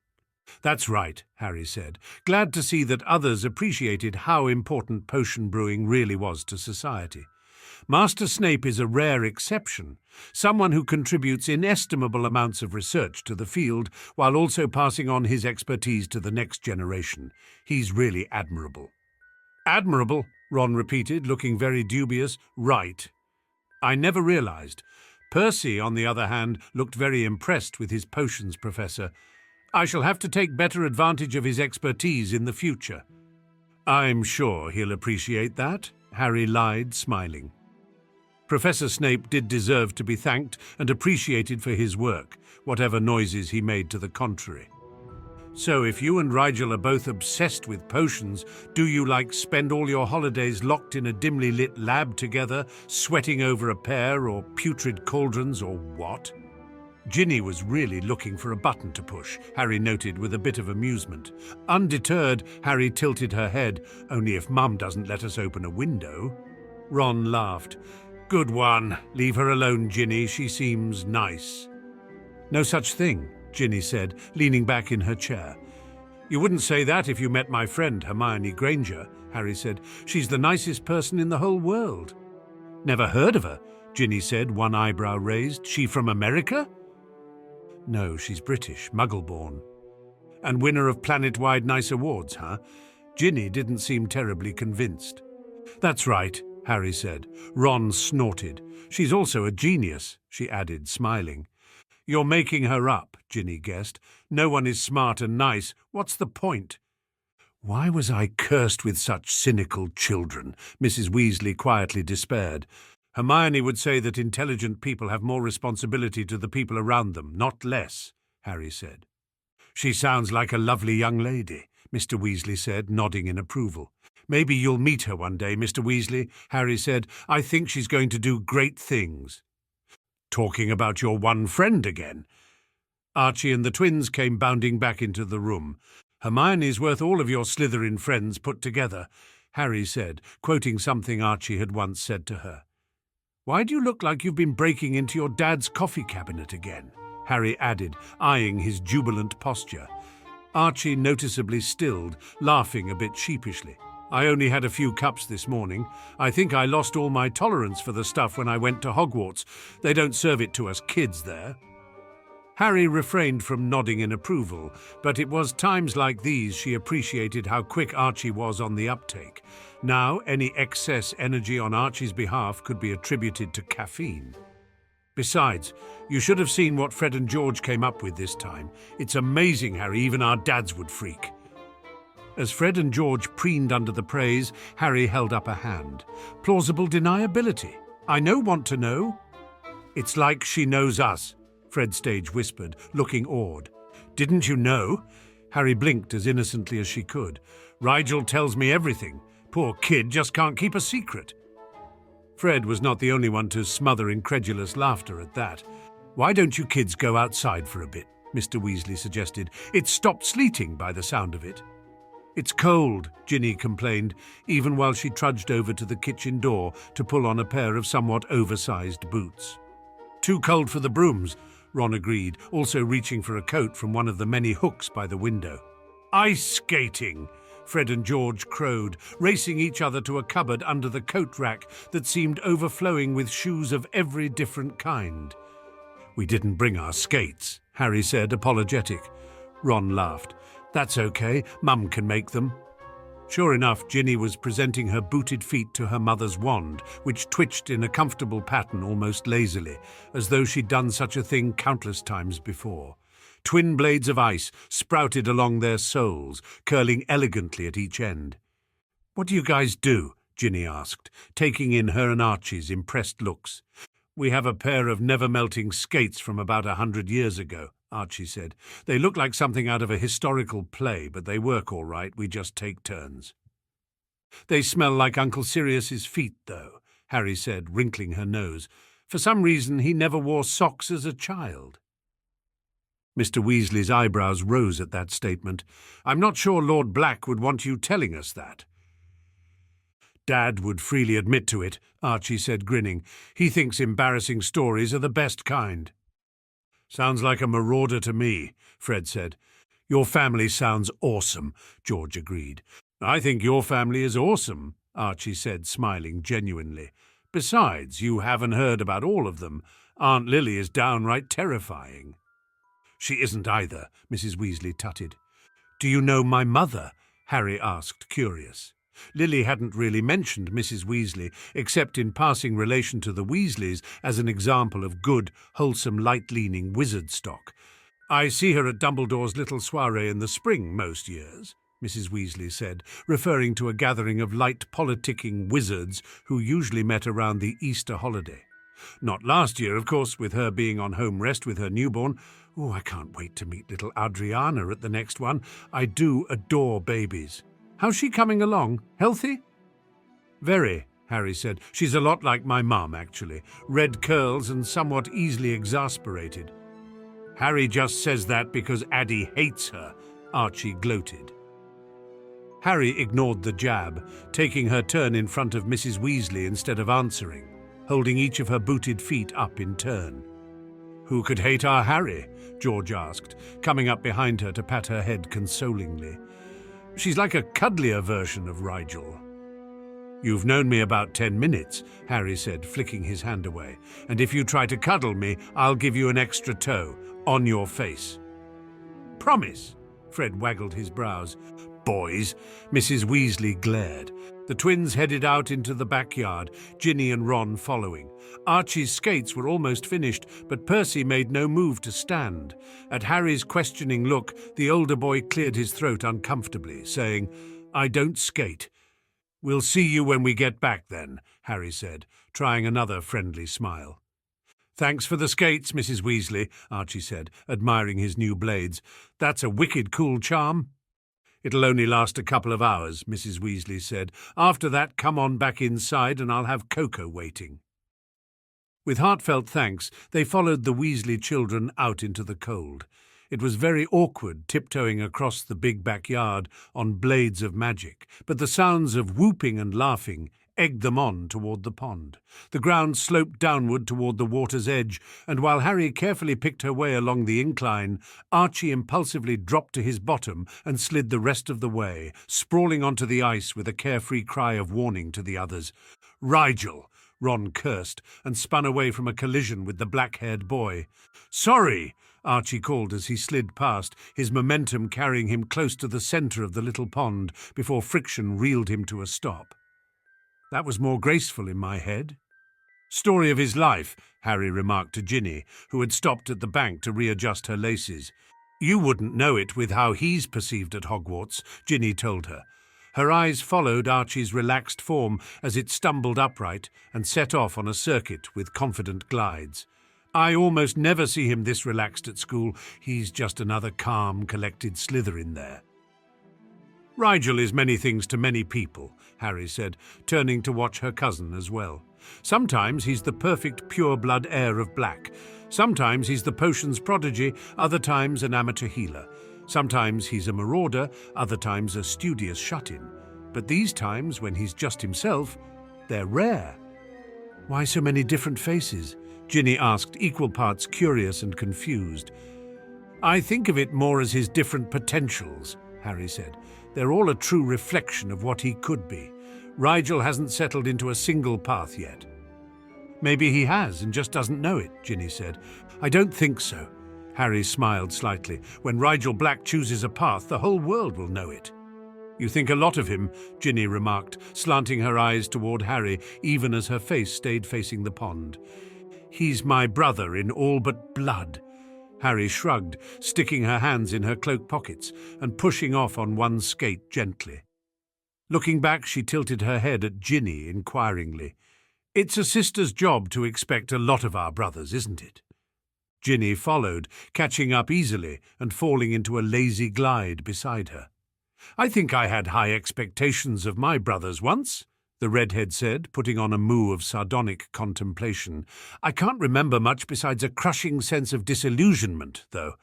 If you were really disillusioned, you'd be inside with Percy, Harry pointed out. Ginny glanced over sharply at her words, long, fiery strands crossing her face in the breeze. "That's a very good observation for having known us all of 20 minutes, Ginny said. Her tone wasn't suspicious exactly, more testing. "Some things are easier for an outsider to see," Harry said, looking away on the pretext of watching her footwork. "You remind me of Rigel," Ginny sighed, stretching her arms out as they turned to follow the rounded edges of the pond. "We did grow up together," Harry smiled. "You'd be surprised how many of our mannerisms are shared." "Like an innate ability to deflect questions?" Ginny's grin was edged. "Sure," Harry laughed, "but I was more talking about things like our competitive spirit. Want to race?" Ginny's smile turned feral. 3 laps around the circumference starting. "Go!" Harry, easily anticipating the redhead's underhanded move, didn't even blink as she burst ahead. She was too busy pumping her own legs across the ice as fast as she safely could to rib the other girl for lack of sportsmanship anyway. They flew over the frozen water, waving the 3 Weasley brothers and Archie out of their way as their rhythms settled in and their strokes evened out. Harry's world narrowed to the ice in front of her and the flash of red in her periphery that marked Ginny's position in relation to her own. Ginny claimed the inside curve, but Harry simply leaned further into the turns to compensate, building as much momentum as she could through the arc so that she rocketed like a slingshot into the straightaways. Her thighs were burning and her toes aching at being dug into the ice like picks at every corner, but she barreled into the 3rd lap with a huge grin across her face. Racing was something she and Archie had never been able to do with only one pair of skates.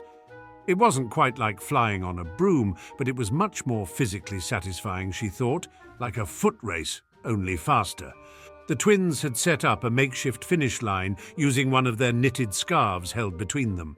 Ron and Archie cheered good-naturedly from the sidelines. She could hear Ginny's breath beginning to come in fast pants, but weeks of running in the cold winter air had conditioned her lungs to its thinness. And Harry pushed forward even faster, using her hard-earned muscles to pull away from her opponent in the final stretch. She lifted her hands triumphantly as she crossed the finish line, expecting one of the twins to let go as she approached the stretched-out scarf. Why she expected such a reasonable thing to occur, she didn't know. It must have been the exertion making her loopy, because in retrospect it was perfectly obvious that the twins were never planning on letting go of the scarf as she hit it. Instead, they held tight to the ends, using the transferred momentum of her impact to swing themselves in a circle around her, just barely avoiding a collision and managing to completely entangle her in the knitted fabric. She landed on her butt, squirming uselessly as she slid across the ice like a punch-drunk, colour-blind mummy. The others roared with laughter, and she could see at least Ron was having trouble staying upright as he cackled, clutching Archie's arm for balance as he pressed his other hand to his ribs. Ginny slid to a stop near where Harry had stopped, sending chips of ice all across her legs.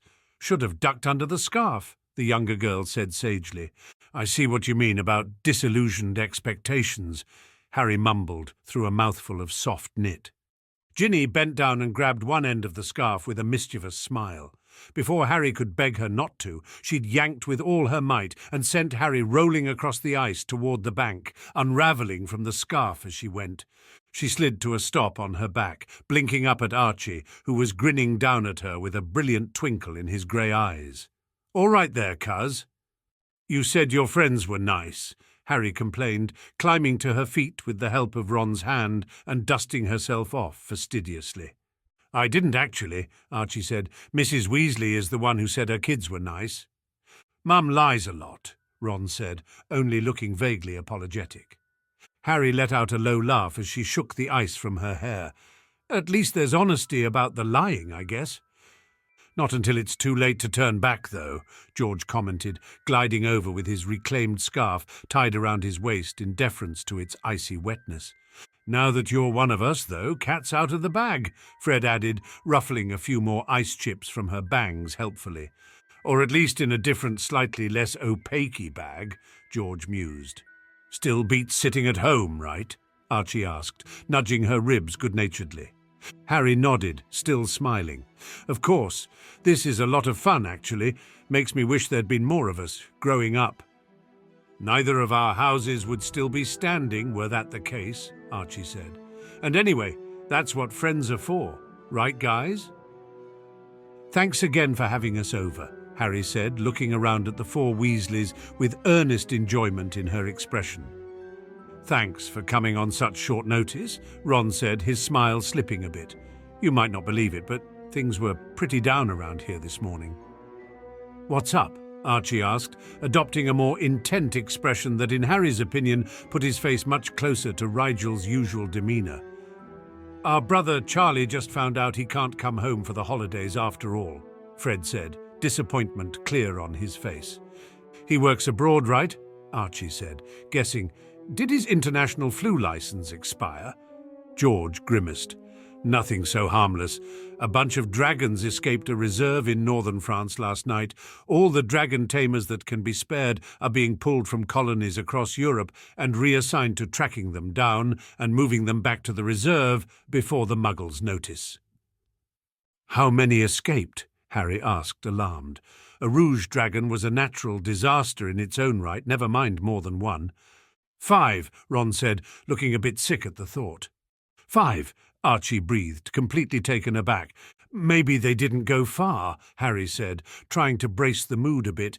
Maybe they'll get them rounded up before Yule, and Charlie can make the second half of the holidays.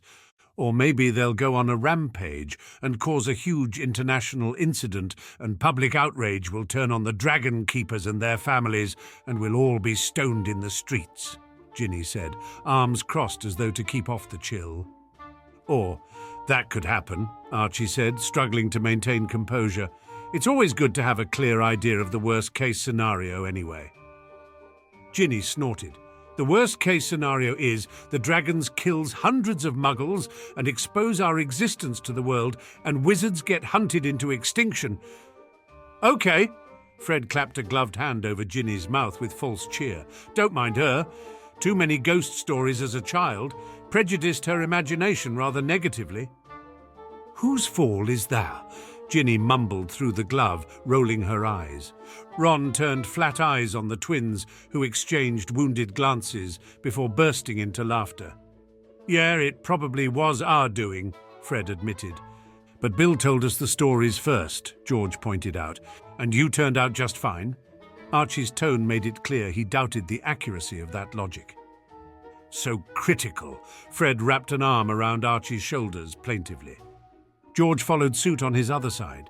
Our pup just doesn't love us the way we love each other, brother mine. Thank Merlin for that, Ron muttered. He lifted a shoe to examine his skate.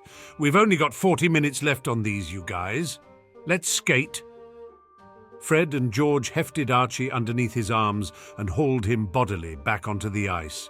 Ron, Ginny and Harry followed at a more sedate pace. Your cousin's a good sport with them, Ron said idly. Most people only tolerate the twins until the first time they get pranked, and then it's all offended pride, and how could you lectures? People think being a pair or prankster's friend means they won't prank you? Harry's eyebrows rose. I know, it's crazy, Ron said, huffing a laugh. If anything, it's the opposite.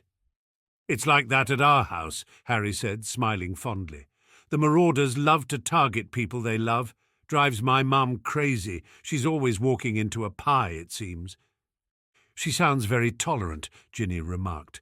I think she just feels very lucky, Harry said slowly. Mum never takes anything for granted. She's got a temper like an avenging angel, but her heart is bigger than anything. She's secretly mischievous anyway. Some of the most memorable pranks around our houses are ones my mum came up with. Sounds like a good match, Ron offered. It is, Harry agreed. Maybe the twins will meet someone like your mum then, Ginny said, flicking a sly glance Harry's direction before striding off toward the other side of the pond on her skates. Harry tilted her head a bit, confused at what exactly the redhead was implying. Ignore her, Ron sighed. I wish I could say it was you, but Ginny is always like that. She seems very forthright, Harry said, smiling. It's not unpleasant, only surprising on occasion. I revise my earlier statement. Ron shook his head, shooting her a bewildered look. You and your cousin are good sports. When Rigel said he wanted to bring a friend, I was worried, because my family can be a bit much, but all my siblings seem to like you. Even Percy likes you, and he's aloof around new people at first. Harry thought guiltily that it wasn't that difficult to get along with Ron's siblings after knowing them for 2 years. Archie was the one who had met everyone today and simply dived right into the friendships. No hesitation at all. Harry wasn't nearly that graceful in social situations. She somehow always came off either stiflingly polite or somewhat disinterested at first glance. I think it's just that your siblings are a lot like people I know at home or from my other school. Harry shrugged modestly. And it helps that they're so great. I think it's wonderful how close you all are. Strong sibling relationships are a rarity among wizarding families, in case you haven't noticed. Take my uncle. He never talks to his brother Regulus unless they meet unexpectedly at formal events. Sirius's cousins have a strained relationship as well. Narcissa Malfoy rarely converses long with her sister Bellatrix, even at intimate social gatherings, and neither of them acknowledges their third sister exists at all without someone else bringing her up first. Then there are the Lestrange brothers. Rumor is their animosity in the workplace is tearing their company apart from the inside. Really? Ron's eyes were wide. How do you know all this? Some of it Rigel's mentioned, Harry said quickly, and the rest is just stuff I picked up hearing Uncle Sirius complain about his relatives. I guess. Ron's mouth twisted into a grimace. Well, they aren't perfect, but I wouldn't trade 'em. You sure? Harry teased. I'd trade you Rigel if you give me Percy. I hear he's a transfiguration whiz, and that's far and away my worst subject.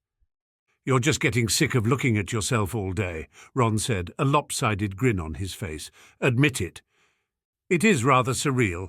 Harry wrinkled her nose a bit. Why do you look so similar? Ron asked suddenly, ducking his head a bit as though afraid the question was going to inspire an offended response. Harry instead pretended to a thoughtful expression. We're not actually sure. Sirius thinks maybe, hey, don't spread this around too much, okay? Ron blinked, then nodded solemnly. She suppressed a smile, knowing that she had given him just enough leeway to tell a few select people, who would then go on to tell a few other people, until eventually the fact that the black air had some kind of passive metamorphism would be the sort of common knowledge that everyone had, but no one was sure how they knew. Harry dithered ostensibly for a moment, then leaned close to say, Sirius thinks Rigel inherited a kind of passive metamorphic ability from the black side of his family. Rigel can't actually control his features or anything, but Sirius thinks maybe his magic is unconsciously shaping his appearance to mimic mine. Weird, Ron said, one eyebrow lifting. I've heard of passive gifts before, but it's usually stuff like a natural occlumency shield or an affinity for creatures. I think Neville might have a passive plant affinity, actually. A passive metamorphmagus, though, well, it's family magic, I guess, so anything is possible. Especially with a family like the Blacks, Harry said, nodding along. So many of their ancestors were secretive types. What records they kept might not even be accurate, so they could be close to anything in their blood. That was the story she and Archie had decided to roll with after his talk with Sirius. It worked, as long as they made it clear to people that Archie Rigel had no actual ability to morph his features consciously. The innocence of the ruse hung on it being uncontrollable circumstance that the two of them looked so much alike. They eventually joined the others in seeing who could do the most outlandish trick on the ice. The prize, a reverently plucked pine cone, went to Ron, who was just gearing up for an attempt at a two-handed toe grab when the ice disappeared from beneath his skates and he went sprawling arse over tea kettle. He slid into an overhanging tree at the bank and came up with a face full of slush and a very irritated squirrel, who attempted to scalp him in retaliation for the disruption done to a certain acorn stash. Cold, tired, but in good spirits, they all six sloshed back to the kitchen door and surrendered themselves to Mrs. Weasley's tender mercies. Cloaks, scarves and gloves were whisked away to a drying rack, while shoes were relegated to a place by the hearth in the den. Harry barely managed to keep her undergloves on, hiding the suppressor ring from sight. Hot cocoa made the rounds, warming their fingers and stinging their numb lips as they huddled under afghans around the kitchen table. Once they'd drained their mugs, Mrs. Weasley shooed them out of the kitchen so she could get started on dinner. At Archie's offer to help, the witch simply laughed and shooed him out all the quicker. "Mum doesn't really trust us in the kitchen," Fred whispered conspiratorially. "Can't imagine why." Ginny rolled her eyes. "You only blew up her favourite cauldron twice." "After the first time it wasn't exactly her favourite anymore," George scoffed. "So that only counts once, I think." "Once was enough," Ron said, grimacing in remembrance. "Everything she cooked tasted like sulphur for a week." "Oh, that was the week we put sulphur on your toothbrush, actually," Fred sniggered. "Hardy-ha," Ron sighed half-heartedly. "What should we do now?" Archie said, turning the conversation toward more present difficulties. "Is it okay with your parents if we keep you for dinner?" Fred asked, looking hopeful. "Did we mention dinner?" Harry asked Archie. He'd been the one to ask permission, after all. "I said we'd be home sometime later," Archie shrugged, "so I guess we could, if it's not too much trouble." "Mum's already cooking extra," George guessed with a fond smile.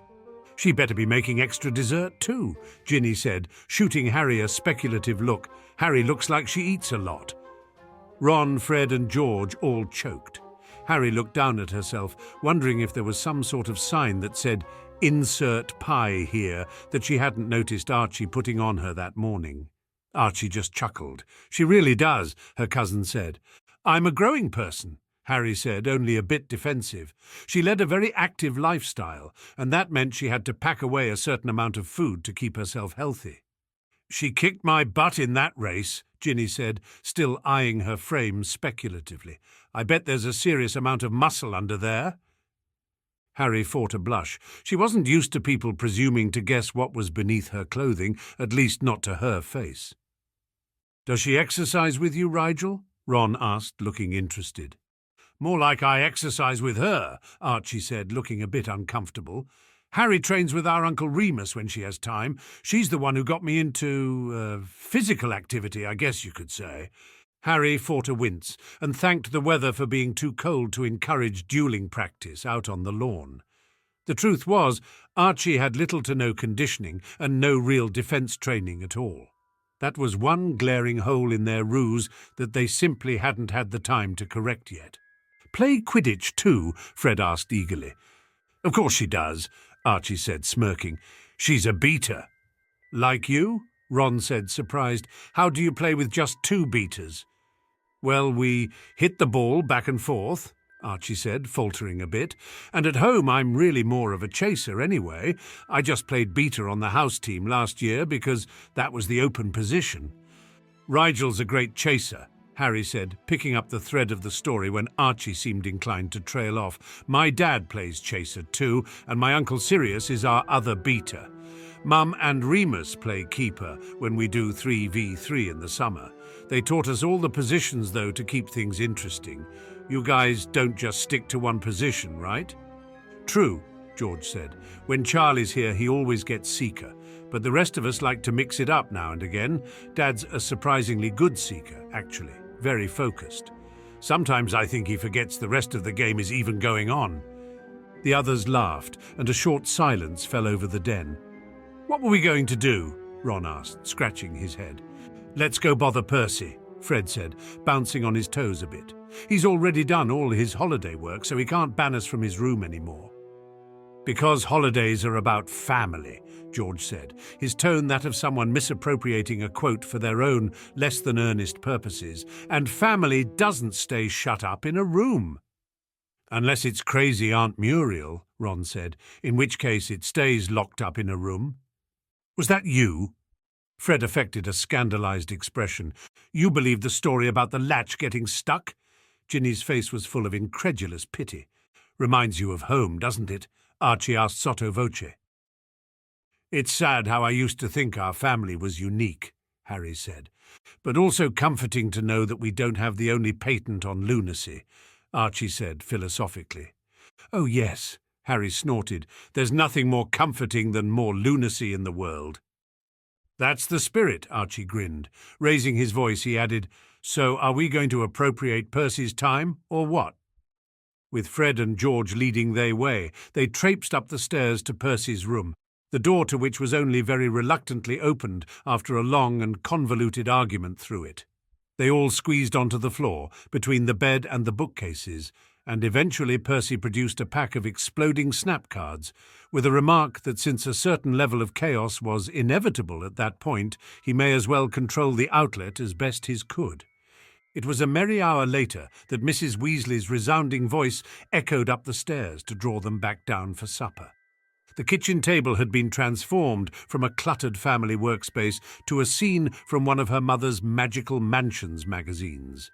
Matching plates were squeezed up and down its length end to end, with a few placed at the corners in front of stools. Cutlery was stacked somewhat elegantly on top of the plates, leaving all available room in the centre of the table to be filled with food. Bowls of rolls and stacks of crackers with various spreads tucked into the nooks between. Beautiful spiral-cut ham sprawled on a platter, glazed with a maple sauce she could smell from the stairs. Carrots and yams fought for space beside green beans, mashed potatoes, and pitchers of berry-red juice. Mrs. Weasley was bustling between the stove and the table, but Mr. Weasley was already seated at the head of the table next to a very relaxed-looking Bill Weasley. "Grab a chair, everyone," Mrs. Weasley said over her shoulder, one hand on her wand and the other in an oven mitt. "The pie will be out any moment." The Weasley twins grabbed Archie and hauled him between their seats on Bill's side of the table, while Percy and Ginny exchanged knowing looks and seated themselves as far from the twins as possible on the other side. Ron claimed a corner stool for himself, between Fred and the end chair that Mrs. Weasley likely used, leaving Harry to take the chair on Mr. Weasley's other side, next to Ginny and across from Bill. Mr. Weasley, ever conscious of social proprieties, took the liberty of introducing her. "This is my eldest son, William. Son, this is Rigel's cousin, Harriet Potter. Rigel very thoughtfully brought her to visit this afternoon." Bill looked much too perplexed to form a coherent sentence, merely nodding absently as his eyes roamed her features, flicked to Rigel down the table, then settled back on her with a frown. He lingered on the round lenses that adorned her nose, and she knew he recognized them as the ones Harry from the lower alleys wore. She could only imagine what he must be thinking, seeing her, looking like Harry but undeniably female, sitting there in his kitchen as a distinct yet similar entity from Rigel Black, unable to say anything because of the explanations that would be required to even begin to suss out the truth. "It's very nice to meet you, Will," Harry said, allowing the tiniest of ironic smiles to bend itself in his direction. "It's Bill," the young man said sharply. Clearing his throat, he eyed her somewhat intently. "Just Bill." "My mistake." Harry allowed her eyes to crease apologetically. "You can call me Harry. Everyone does." His eyes widened almost imperceptively, and she could see the moment he squashed a rush of panic and decided to pretend ignorance. Good. The best-case scenario would be him becoming so confused he decided to say nothing in order to hide his own lack of knowledge. "All right. Nice to meet you. You'd be James Potter's daughter, then?" "That's right," Harry said. "His eldest." Bill's head tilted curiously, sending his fang earring into a swinging motion that made it catch on a lock of shocking red hair. He idly untangled it as his mother piped up, "I just can't wait to meet the new baby," as she deposited the pie in the only semi-open space on the table and took her seat. "Boy or girl?" Bill asked, pouring himself a cup of something that steamed. For a half-second, Harry was put off by the question, thinking he was referring to her, but a heartbeat later, her brain caught up and realized he was talking about Addie. "Girl?" Harry said, smiling a bit. "She's cute." Mrs. Weasley seemed to be hanging on her every word, but Harry really wasn't sure what else she could say about Addie. She was a baby. They were all pretty much the same, right? "Takes after her mother, then," Mrs. Weasley sighed, adjusting her napkin in her lap. "Always been known for her charms, Lady Potter has." There was an awkward pause in which Harry could almost see the kind woman trying to find something of her mother's to compliment her on as well. Harry wished her luck. There was really no comparison at this point. She'd taken mostly after James even before she started using the modified polyjuice potion to fuse her looks with Archie's. Even her eyes, once the bright, startling green that had stood out even in rumour among the social elite, were now an average semblance of their former colour, just cheap contacts dulled further by the false glasses she wore to keep up appearances. "These potatoes are amazing, Mrs. Weasley," Archie spoke up from between the twins. Harry thanked him silently for moving the conversation away from her. "It's an old family recipe," the matronly witch said, smiling proudly. "All our old family recipes are poisonous," Archie said, looking very impressed at the idea of family cooking in general. "Before I was born, we had a house elf who made all the food in the house, so Dad didn't even know how to wash dishes, much less fill them with something edible." "Did your elf die or something?" Ginny asked, her voice as blunt as the spoon she was using to dump carrots on her plate. "Dad had to give it clothes," Archie said, seemingly unaware of how awkward a topic house elves might be for a family who probably couldn't afford their own. "He says he caught it looming weirdly over my crib at night a few times, creeped him out, thought it might try and baptize me in the dark arts when he wasn't looking." After a beat of mildly horrified silence, in which Mrs. Weasley looked like a witch who was suddenly quite glad she'd never had a house elf, Archie added, "That last bit was a joke. I don't think you can actually baptize someone in dark magic. Though if you could, the Blacks would have found a way," Harry said, forcing a light laugh in an effort to include the Weasleys in the joke. Archie forgot at times that even though he didn't take the Black legacy seriously, it was still a semi-respected, mostly feared name in wizarding society. Others didn't poke fun at the traditionally dark family quite as readily as they did. In fact, Harry had only ever heard the Malfoys, arguably the Black social equals, make jokes at the family's expense. "What was it like growing up in a traditionally dark home?" Percy asked, his curiosity more pressing than Harry's weak attempt at humour, apparently. "It's all I knew, so I can't really compare, but I wouldn't say I grew up in a dark household, not in the way you mean, at least," Archie said, the honesty clear in his tone. "There were a few cursed artifacts packed into the attic, and I did run across a boggart by accident in the library once, but my dad did his best to keep me away from any overt influences. I never really saw my extended family growing up, and all the particularly macabre literature was put up out of my reach. Dad is not like other dark wizards, and my mum was light through and through when she was—" Archie swallowed a bit dryly, then reached for his water glass with a subtle flush of embarrassed upset. "I didn't mean to bring up—" Percy looked equally upset and embarrassed. "It's all right." Archie's smile was back in action a scant moment later, one hand fingering the hair at his nape in a nervous gesture that Harry doubted anyone else recognized. "My childhood was a lot of fun, actually, especially with Harry there. She's got those wild Potter genes, you know." Many pairs of eyes turned to Harry, who blinked and summoned up a playfully innocent expression, as though to say, "Who, me?" "She did beat Ginny in a skate race," Ron acknowledged after a moment of thought. "Really?" Bill grinned. "Thought only Charlie could do that." "He can race her next time," Ginny mumbled, rolling her eyes. "We'll be sure to invite you two back when my other son can get away from his work," Mrs. Weasley said, smiling despite the clear regret in her eyes. "We'd like that," Archie said, smiling in a barely reserved way. He really was going to have to practice more before the gala. Harry nodded in agreement, and Mrs. Weasley positively beamed with the happiness that comes to a hostess when her guests are genuinely enjoying themselves. Conversation turned to other things, and before she knew it, Harry had eaten more in one sitting than she knew was possible. With compliments dripping from their lips, she and Archie gathered their things and prepared to flew home before their parents worried they'd overstayed their welcome. "Thanks for having us, Mr. and Mrs. Weasley," Archie said for probably the fourth time that evening. "Do come back," Mr. Weasley said, a warm smile on his face to back up his words. "See you at school, Ron, Ginny, Percy, and you two as well, I guess."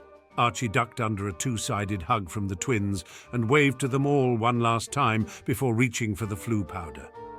Harry bid everyone a last goodbye, taking note of the way Bill's assessing gaze never strayed too far from her person as she, too, ducked into the hearth.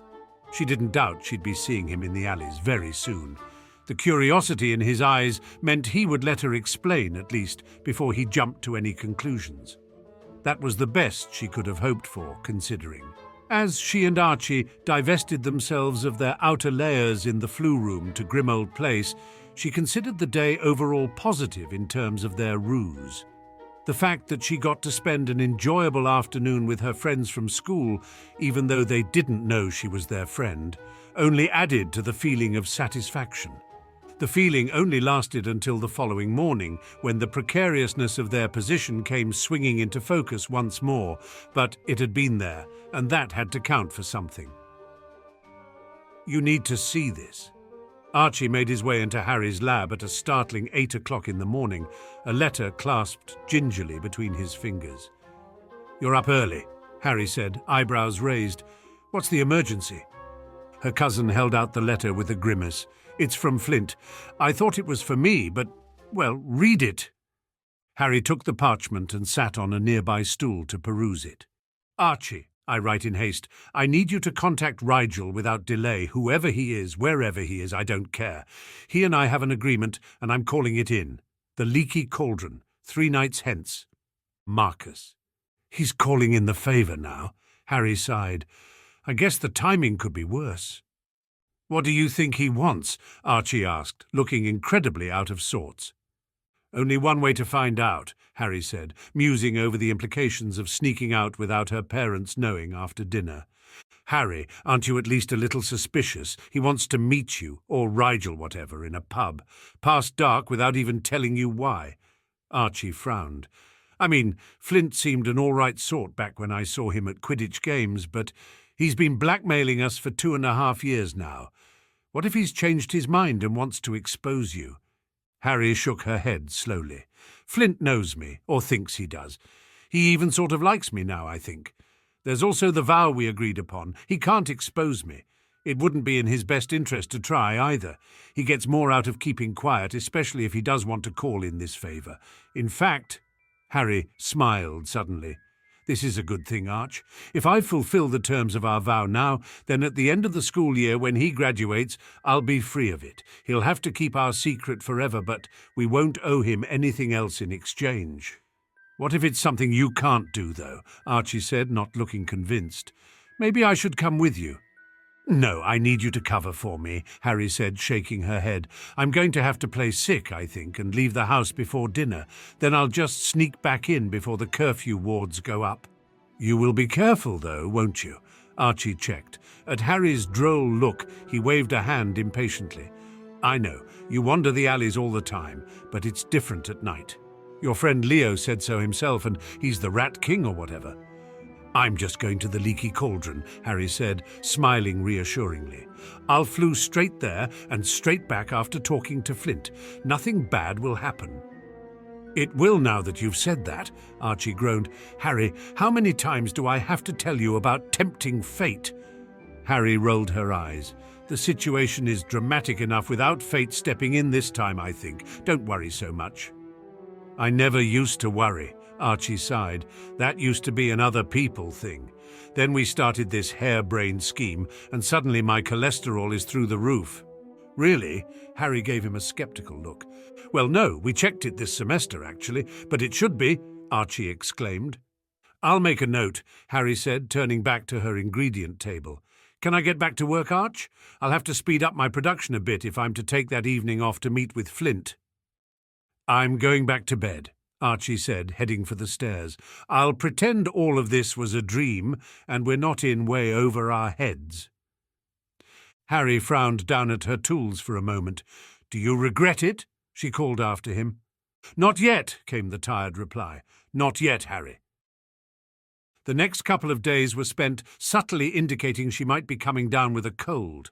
A cough here, an irritated throat rub there. And by the third day, Lily was suggesting she step away from the cauldron for an evening and relax for the sake of her health. Her mum brought a glass of ice water up to her room, where she was rereading one of the guild's older special editions, just to pass the time. "How's your throat, Harry?" Lily asked, sitting on the side of her bed to run a hand through her bangs sympathetically. "A bit worse than this morning," Harry said, huffing in disgruntlement for effect. She'd never been a very docile patient. "I think I'm going to take a sleeping potion and just let my body fight it off overnight." Lily frowned slightly. "Don't you want dinner first?" "My stomach is all achy," Harry said. "I'd rather just eat a big breakfast tomorrow." "I'll make your favourite then," Lily smiled fondly down at her. Harry waited for her to get up, but her mother seemed content to simply watch her for a moment longer. "You're growing so fast," she said, seemingly out of nowhere. "Some days it feels like I hardly recognise you as the little girl that was afraid of wands." "I wasn't afraid." Harry flushed in remembrance. She'd been a strong advocate of wand safety at age 6. "You used to cry when Sirius put his in his back pocket," Lily said, smiling. "It's unsafe," Harry mumbled, chagrined. "That it is," Lily agreed. "I admit I snapped at him the other day myself. He left his wand in Addie's cradle, if you can believe it." Harry snorted. "Not surprising. Uncle Sirius is a scatterbrain sometimes, just like Archie." "They are very alike," Lily agreed. She seemed to hesitate, then said, "Harry, speaking of Archie, I've been talking to Sirius, and I wonder if anyone has explained really why the two of you look so much—" "Archie talked to me after he talked to Sirius," Harry said quickly. "Passive metamorphism, right? Nothing to be worried about. I know you didn't really separate us at birth." "Some separation that would be," Lily laughed. Harry joined her, adding in a fake cough at the last minute. Lily stroked a hand through her hair again. "I just wanted to make sure you knew that the similarity was on Archie's end. I noticed you grew your hair out the other day, though you seem to have cut it again, huh?" She fingered the blunt ends of her recut hair awkwardly. "I just wanted to try something different for a day." "It's okay to want to be different from Archie," Lily said softly. "I know you two have a solidarity thing going with the hair cutting, and I hope you're not both still upset at not getting to go to the schools you wanted."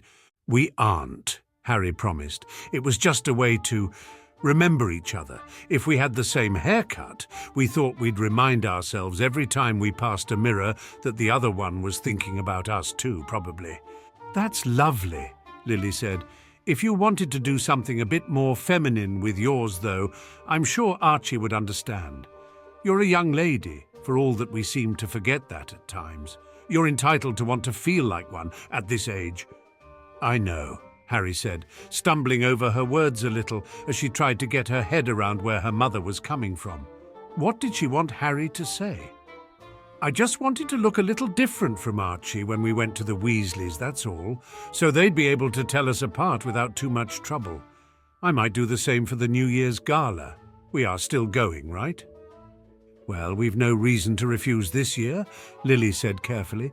She tucked a strand of her long red hair behind an ear. "Addie is old enough to put up with a few hours of people poking her at least, and James is, of course, running security again, not to mention you were invited specifically by the young Miss Parkinson for some reason." "Archie says Pansy really wants to meet me," Harry said, grimacing a bit. "I guess Archie talks about me at school a lot." "Well, why don't I help you with your hair that night?" Lily offered. "I'm quite handy with smoothing and curling charms, you know. I've even tamed your father's hair a time or two." "I'll have to see that to believe it," Harry chuckled. "It's a date, then," Lily said, patting Harry's head once more. "Get some sleep, all right? I'll leave a few pieces of toast in the warmer if you wake in the night hungry."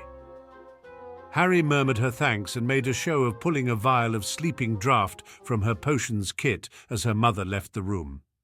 She dumped the contents in her bathroom sink and left the empty bottle by her bedside as she slipped out of her pyjamas and into clothes suitable for the cold night air. She waited until everyone had flued over to Sirius's house for dinner, mentally thanking Archie for somehow managing to make it happen there, even though it was technically the Potter's night to host, before slipping into her shoes and closing her bedroom door firmly behind her, heading for the flue. The Leaky Cauldron had a decent crowd for the dinner rush, though Rigel knew it would taper off fairly quickly as the sun went down and the temperature dropped. People were always travelling through the pub from one world to the other, which was great for providing a steady flow of customers, but brought frequent frigid gusts of wind shooting from one end of the dining area to the other. It took her a good minute to spot Flint, who had chosen one of the dimmest sections to sit in. He'd also pulled his hood up for good measure, and Harry wondered how he thought he'd be inconspicuous while trying so hard to avoid notice. She slid into the booth across from him and signalled a passing waitress to bring them 2 butterbeers. Nothing was more suspicious than people who came to a bar and didn't drink anything. Flint looked up from under his cloak and blinked at her, seeming taken aback. "You, Rigel?" "Who else?" she said, settling into the persona of Rigel Black, with barely a thought to mark the transition. "I thought you'd look different," he grunted, keeping his voice low. "Why?" she frowned. "No need to look like Archie over the break," he shrugged. "It's a permanent body alteration," Rigel huffed. "Not worth undoing it for a few weeks." Flint's eyes darted around the room edgily, and they lapsed into silence as the waitress deposited their drinks and held her hand out for the fare. Apparently, they looked like the sort of sketchy people who might skip out on a tab. Rigel dropped a generous amount of coin into her manicured fist and flashed a hand signal she'd picked up at the Phoenix. It was technically a thief sign, conveying a need to conduct private business without being interrupted. But Rigel didn't think Leo would mind her appropriation of it in this instance. Whatever Flint needed had to be important, to have him looking so out of sorts. The waitress gave a sharp nod and left them in peace readily enough, so Rigel supposed she was at least passingly familiar with the court's people. "What's going on, Flint?" Rigel finally asked, pushing one of the drinks his way so that it would at least look like he belonged there. "Your letter seemed fairly urgent." "I'm glad Archie could contact you in time," Flint said, moving his hands up to cup the pint glass like it was an unexpected lifeline. "Wasn't sure how far away you live." "Archie and I have ways of fast communication while we're away from school," Rigel said vaguely. "Good. I need you to come here again soon. I need your help, Rigel." He looked neither pleased nor unnerved by this admission, merely resigned to it. "I'm calling in the favor you owe me, the big one." "I gathered," Rigel said shortly, unwilling to be reassuring until she knew what he needed. If he wanted something like a kidney, it was going to be a very inconvenient week. "What do you want?" "Not want," Flint growled almost to himself. "Need. It's my mother. She needs help. I don't have anyone else to go to." Rigel let a frown crawl across her brow. "Is she in trouble?" A moment later she cursed her foolish mouth. Of course she was in trouble. Probably the kind of trouble that involved Flint's father, if Pansy's account of the upperclassman's home life could be believed. "She needs a safe place to go," Flint said roughly. "I need you to take her to the Muggle world. You can move about in that circle, right?" "What makes you think that?" she asked cautiously. "It makes sense." Flint jerked one shoulder in a brusque shrug. "It'd be harder to track you down if you got found out and had to flee. You must have a backup plan, a safe place to hide if you ever need to run. I need you to take my mother there, just for a little while. Just keep her safe until I graduate. Once I've got my newts, I can help her start over. I just need time." He blew out a frustrated breath. "I thought it would be okay until I graduated. I thought we could just wait it out. I was wrong." He lapsed into a defeated silence, and Rigel took a moment to appreciate the monumental task that was now before her. It was a sign of Flint's desperation, rather than any true trust on his part, that he came to her with this. Still, she would do what she could. The vow and her sense of decency demanded no less. The only problem was, she didn't actually know anyone in the Muggle world besides her mother's hateful relatives. "What's your end goal?" she asked him, a spur-of-the-moment plan beginning to make itself known in the depths of her mind. "Do you think your father will look for her? Does she just need a place to stay or an entirely new identity?" Flint blinked slowly. Yeah, he'll probably look. If only to make sure she isn't gallivanting around in society bringing shame to the Flint name." The last was said with acute bitterness, and Rigel had to wonder how often such sentiments had been drilled into him. "What kind of life does she want to live?" Rigel asked, taking a sip of her butterbeer to distract from the paths her imagination wanted to walk. "Does she want to work? Or live at home?" Flint looked a bit incredulous. "Rigel, Whoever you are, I don't care. Just get her somewhere safe, and I'll work the rest out this summer." "She might object to being locked away for so many months," Rigel said, frowning once more. "She's been locked away her whole life," Flint snapped, eyes hard. "Then maybe it's time for a change," Rigel said softly. Flint stared at her. "You have an idea?" Rigel nodded tentatively. "I can't settle her in the Muggle world. I can take her somewhere safe, though. Somewhere close. She won't have to assimilate to a foreign culture this way, and I can find her employment if you give me a few days." "Days?" Flint scoffed. "Don't be ridiculous. That kind of thing. To do it without drawing the attention of my father would be impossible. He has contacts in the ministry, contacts he'll be able to take advantage of, even considering he'll be trying to avoid a scandal. Any move you make in the wizarding world will reveal her to him." He leaned forward to pin her with a serious look. "This isn't a game. Can you help me or not, Rigel? You came to me because some part of you thought I could help, and I can. You just have to trust me. The ministry will never hear a whisper of her. I can hide her away here, in London. She'll be safe.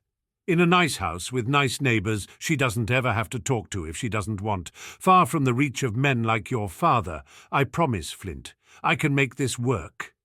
She poured every ounce of sincerity she could into her face. She was about to take a serious risk, but Flint was already sworn to secrecy.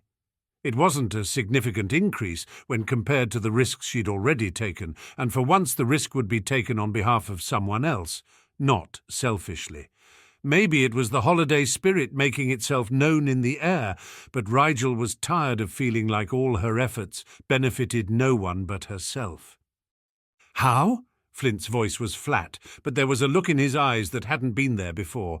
She thought it might be hope. "I don't have a safe house myself," she said carefully, "but I know someone who does. It's sitting empty, fully furnished, not 15 minutes from where we sit. It's not big, just a single bedroom, kitchen, living room and bath, but it's perfectly livable. My friend will let your mother live there as long as she likes." "Your friend?" Flint repeated, looking skeptical. "I'm just supposed to trust some other person with my mother's keeping? I don't think so. The deal is for you to pay back the favour, not foist it off on someone else." "Well, this is the only way I can help you," Rigel scowled. "And my friend is just as trustworthy as I am. More, in fact, she's—" "She?" Flint openly sneered. "I see how it is. You think my mother's going to sleep on the couch in your love shack like a common—" "Will you shut up?" Rigel snapped, thoroughly exasperated. "First of all, I'm 13. I don't have a bloody love house or whatever. It's not like that at all. The girl is Archie's cousin. I know she's trustworthy because I've worked with her." "Archie's cousin?"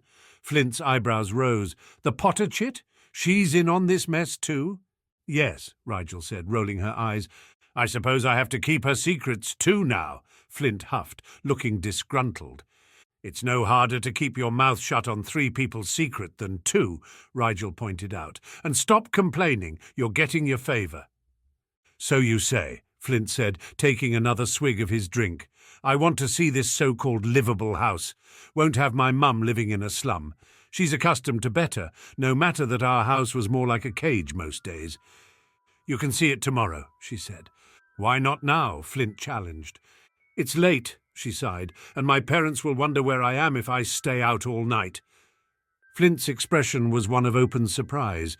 "Your parents?" "Yes, of course," Rigel said, frowning a bit. "What, you thought I was an orphan or something?" "Well, yeah, kind of," Flint said, looking uncomfortable and a bit confused. "Well, I'm not," she grimaced. "So, tomorrow?" Flint nodded. "How soon can my mother move in, provided it isn't a hovel?" "You can bring her with you tomorrow, for all I care," Rigel said, rubbing her eyes.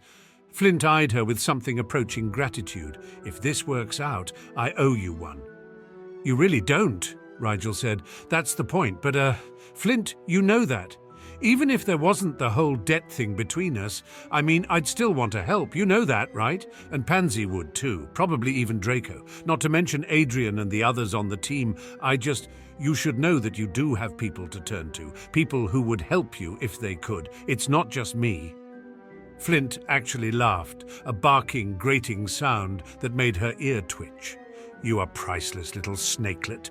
You really think Draco has the resources to help me without Lord Malfoy getting wind of the scheme and turning my mother right back to my father's clutches? That's what pure-blooded culture means, Rigel. It means the law is on his side, not hers.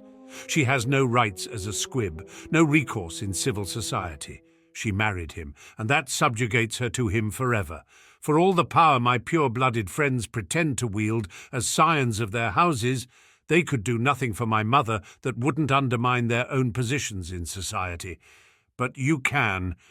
It was not the first time Rigel had considered that in some instances it was easier to maneuver around the purported power channels of the ministry and the upper crust of pure-blooded society than to try and wade through them.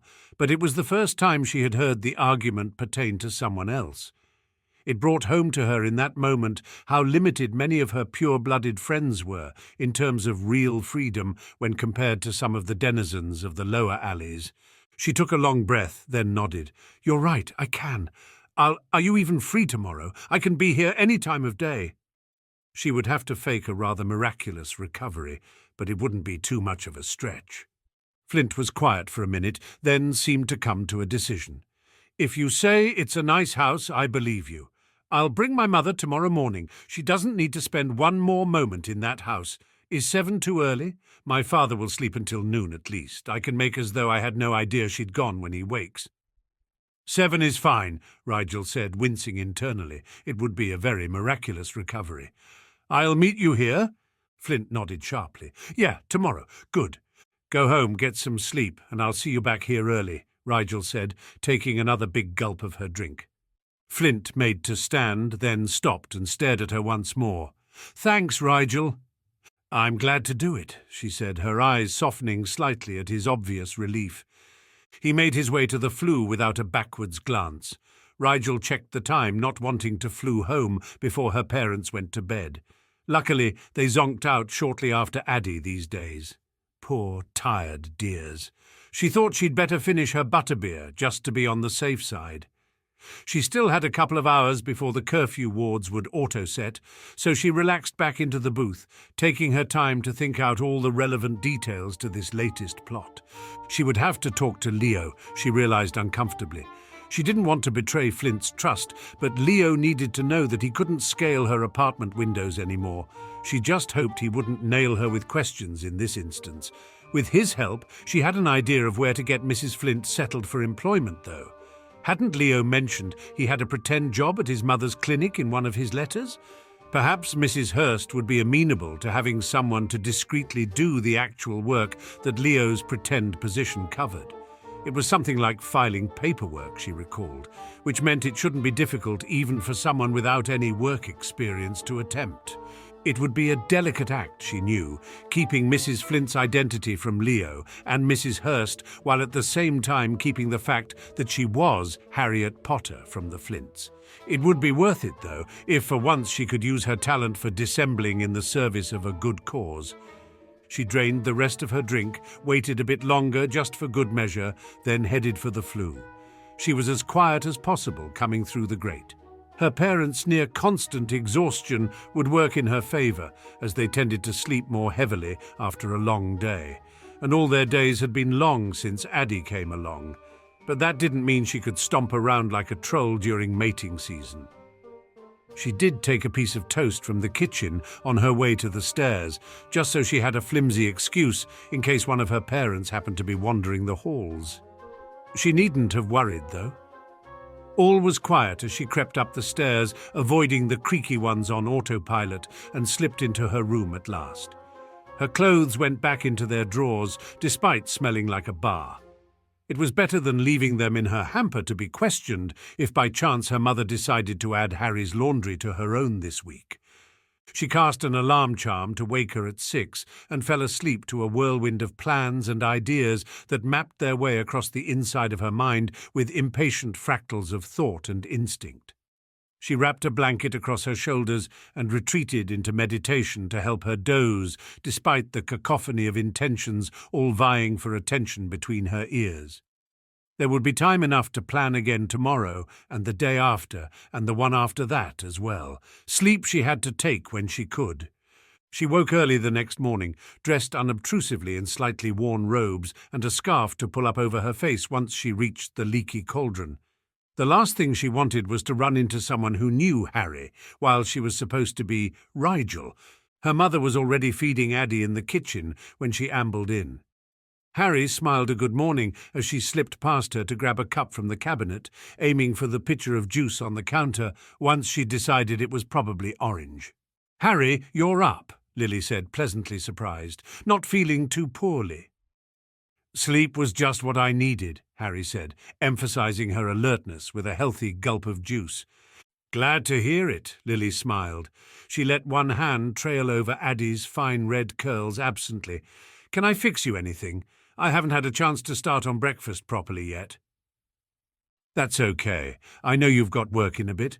I'll grab something in Diagon on my way to the apothecary. They should have my order in this morning," Harry said, affecting a look of anticipation.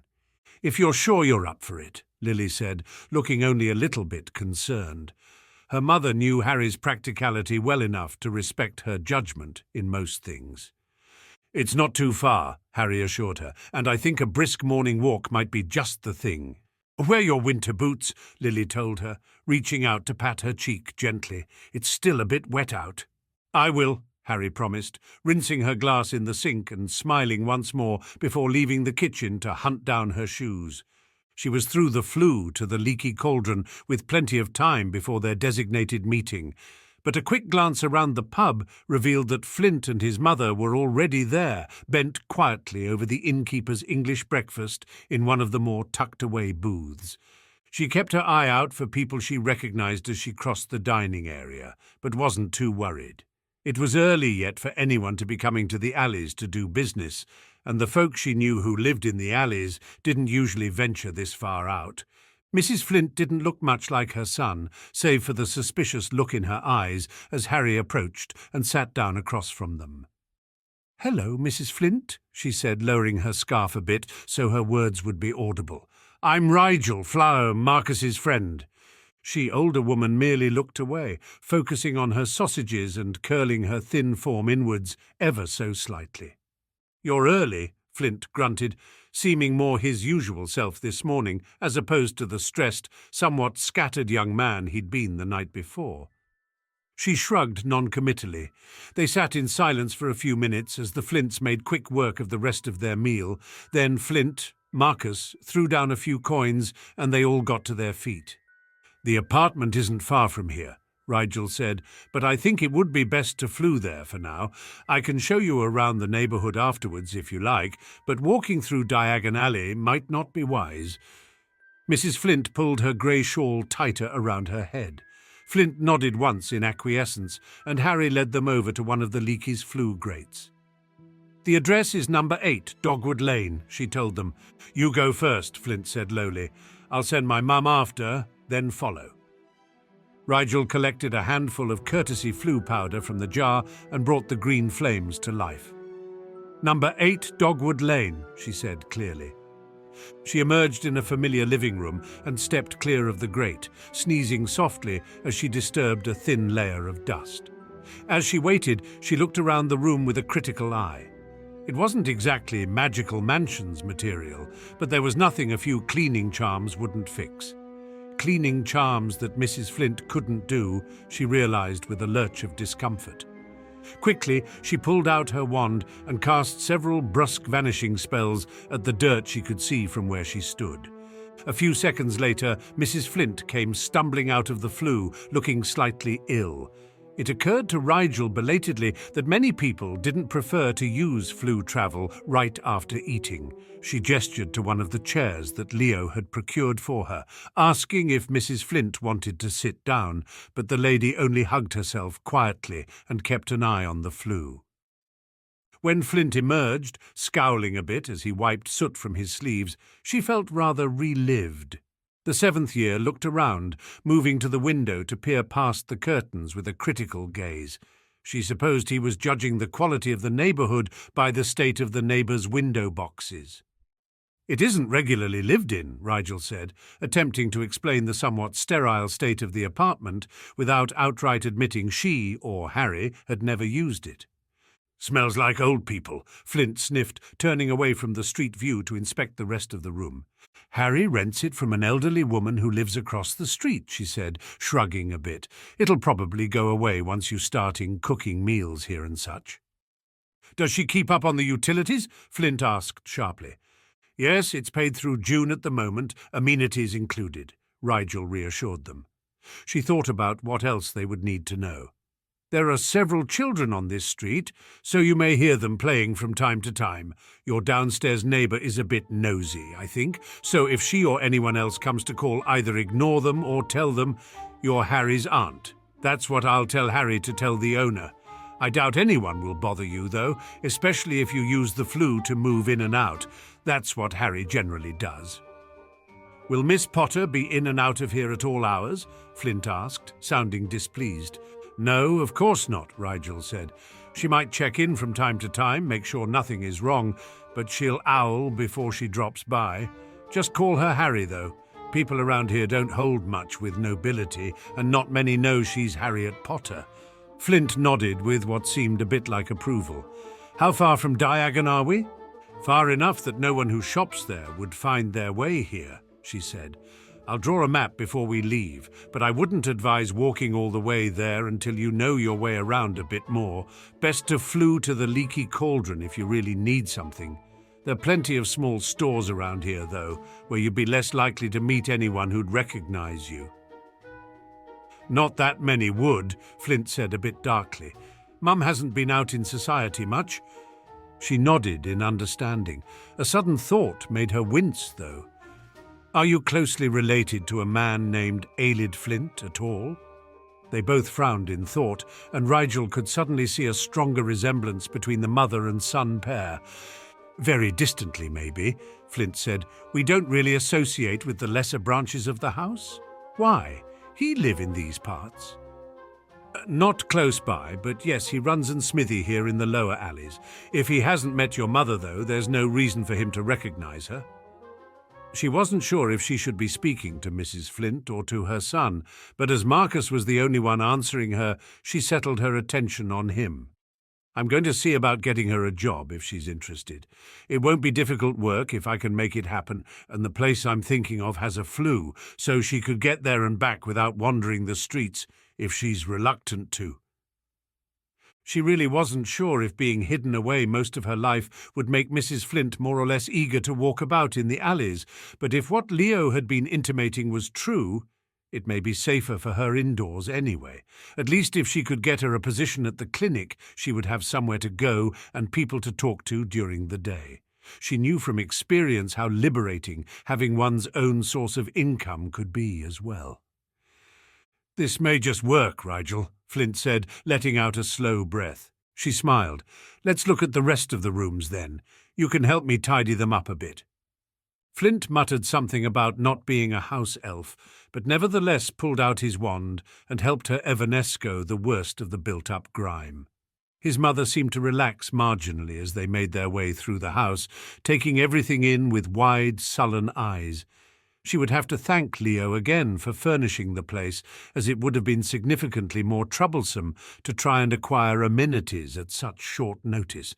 When they reached the bedroom, Flint unshrunk a trunk from his pocket and set it at the foot of the bed gently. Rigel hoped that the place would feel more like home once Mrs. Flint had unpacked. Maybe the woman would even be happy there. She turned over the key to the front door once they were satisfied with the accommodations. She offered to show them the way to a small grocery store just up the street, but Mrs. Flint, her voice rusty with disuse, pleaded exhaustion, so they let her rest instead, while she and Flint made the trek by themselves. It's an okay place, Rigel, Flint said after a few minutes of walking. His eyes took in the quaint streets and well-kept, if a bit run-down, stoops. Yeah, she said, it's not a bad place to make a life. He jerked his head as though cracking a stiff joint in his neck. Hard to believe this is it. I always knew someday I'd get her out of there, but I thought it'd be different, I guess. Less sudden. Does she need medical attention? Rigel asked quietly. Flint tossed his head irritably. No, not this time. They lapsed into silence once more, Rigel only speaking up to point out useful shops and streets as they neared the grocer's. It was only 20 minutes' work to collect the basics of a rudimentary pantry. They were back at the apartment and unloading bags of food almost before she knew it. "I should be getting back to the house," Flint said, once his mother was as settled as they could make her. "I'm going to see about that position I was thinking of," Rigel said, walking him to the flue. "Once that's settled—" "Our debt is fulfilled," Flint said, eyeing her cautiously. "You came through. Thank you for that. I may be a hard-assed prick most of the time, but my mother, she deserves this." "Everyone deserves a chance like this," Rigel agreed. "If you or she ever needs anything unrelated to whatever debts or vows lay between us, just ask, okay?" Flint grunted in a way that told her he would not under any circumstances ask for help that he wasn't already guaranteed by a magical oath. She supposed she'd just have to keep an eye on him, as well as his mother, for good measure. "What name should I give people when they ask who Harry's aunt is?" she asked suddenly.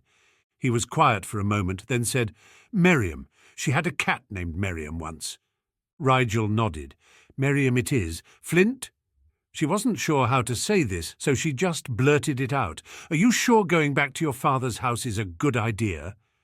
Flint sneered at her, and she could see a spark of his usual derision in his eyes when he said, "Enough with the sap routine, Rigel. The deal is you worry about my mother. Leave my father to me." Rigel held his gaze speculatively for a moment, but there was no fear or hesitation in his set expression, so she let the matter go. He would be back at Hogwarts in little under 2 weeks anyway. If he thought he'd be fine, who was she to tell him she knew his life better? She bid the surly 17-year-old farewell, then returned to the bedroom where Mrs. Flint was sitting on top of the bedcovers, looking a bit lost. "Marcus told me you might like the name Miriam," she said kindly. The woman raised her eyes to Rigel's and blinked in a way that she supposed was agreeable.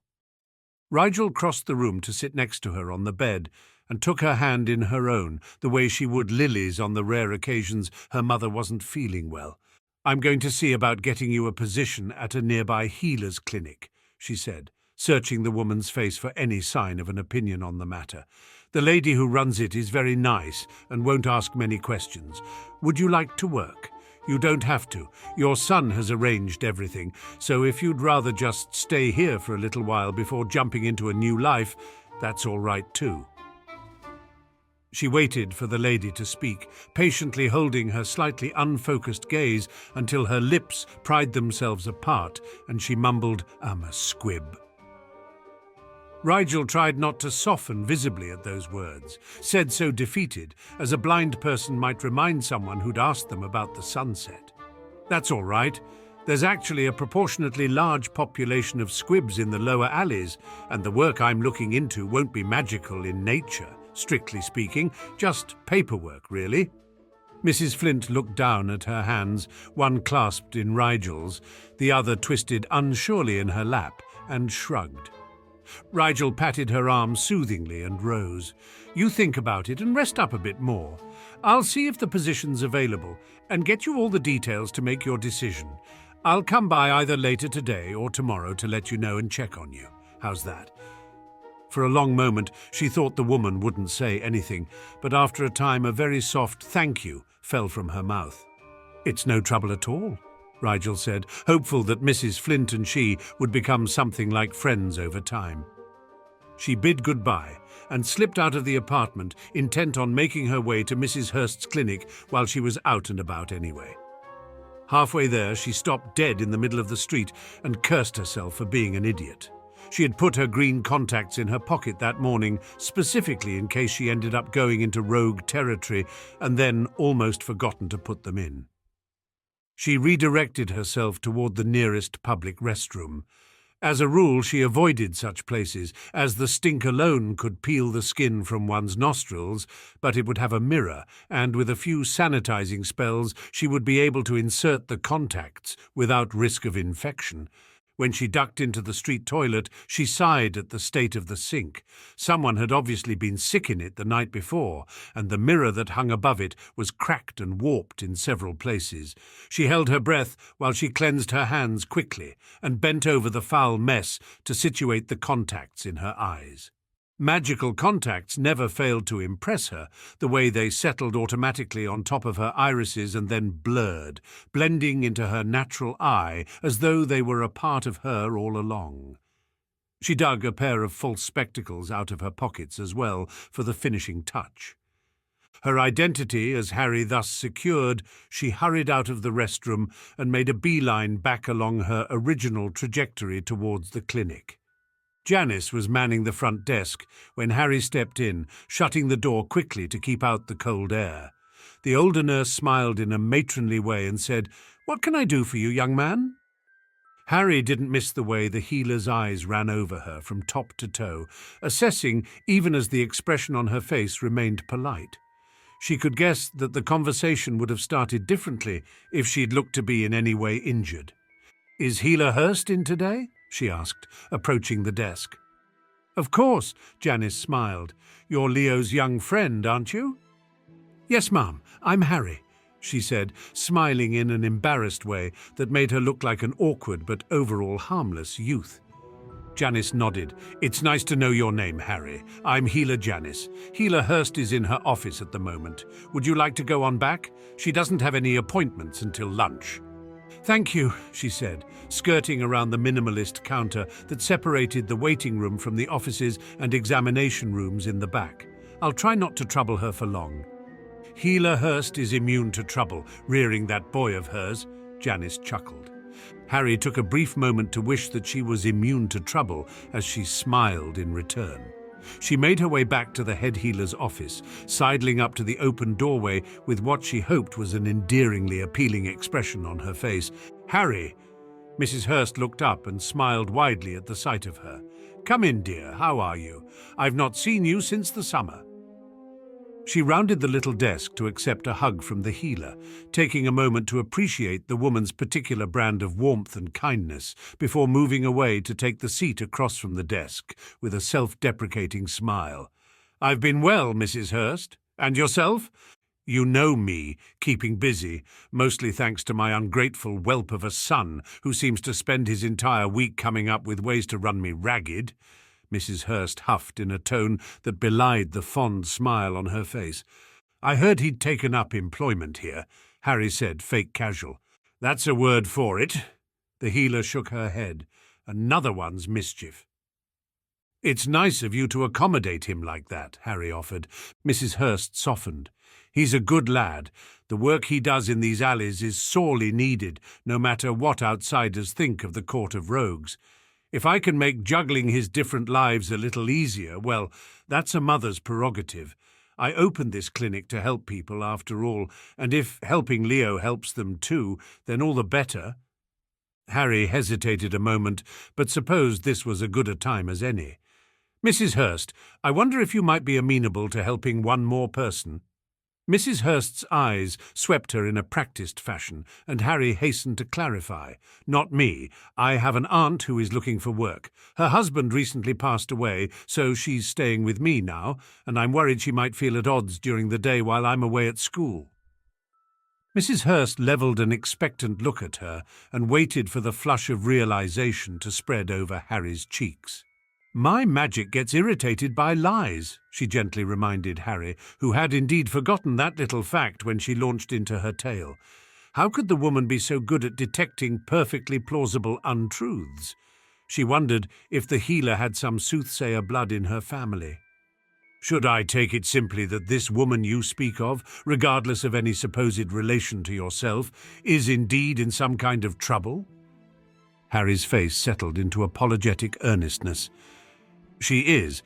I can't tell you the particulars, but I've recently given her lodging in my apartment, and I think employment will help her get back on her feet.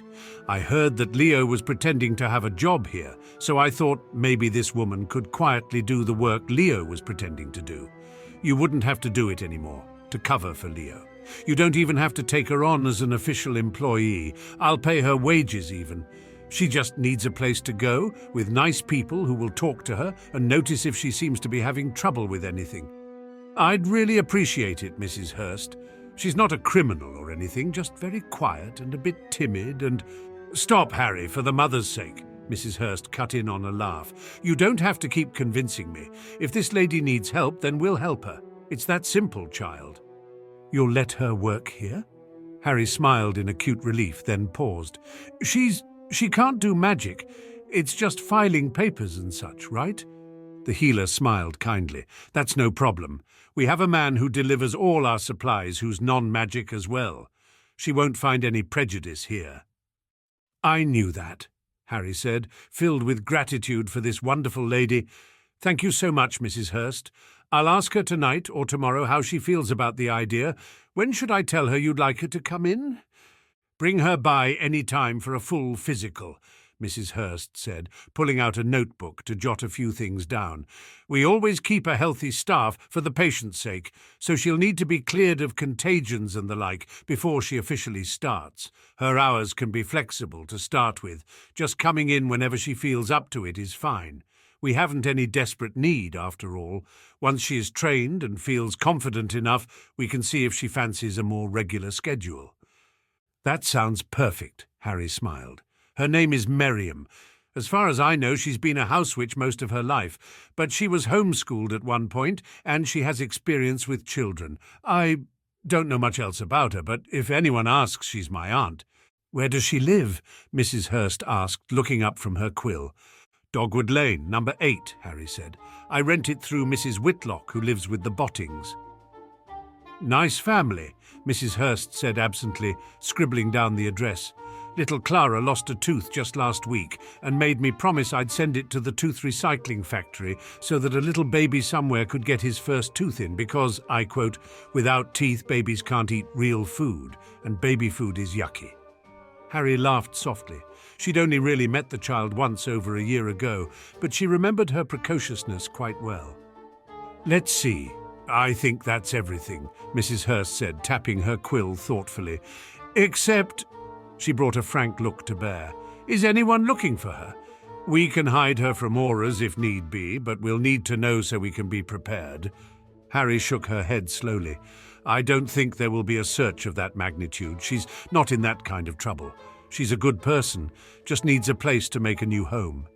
It might be best to keep her away from prying eyes for a little while, but I doubt anyone who may be looking for her will look here. That's why I brought her to the alleys. I think she'll be safe. Noble, was she? Mrs. Hurst said dryly. She sighed and held up a hand when Harry grimaced. No, don't tell me. I can guess most of it anyway, and the rest will be confirmed when I check her over. A healer always knows. Harry thought Mrs. Hurst overestimated other healers, or at the least greatly underestimated her own perceptiveness. Other people simply did not come to correct conclusions when left to their own devices, she should know, as she took advantage of that very human flaw with great frequency. Thanks again for doing this, Mrs. Hurst, Harry said after a moment. Please let me know if there's anything I can do to help, or if you have any trouble.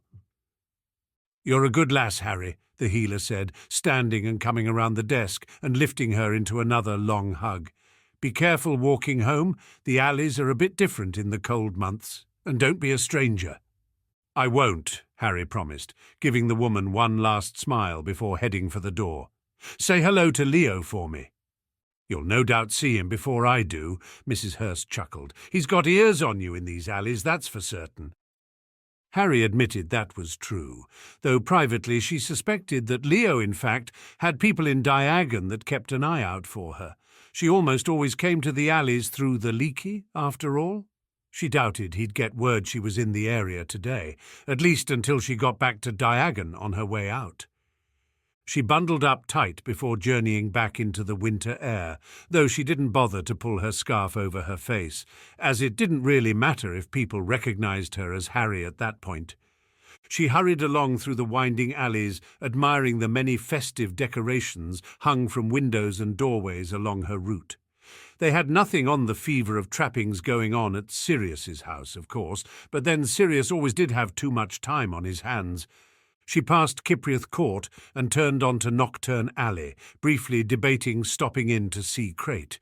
She'd have to drop by the next day with his next order of potions anyway, so there wasn't really any need, unless she simply felt like bothering the grumpy salesman.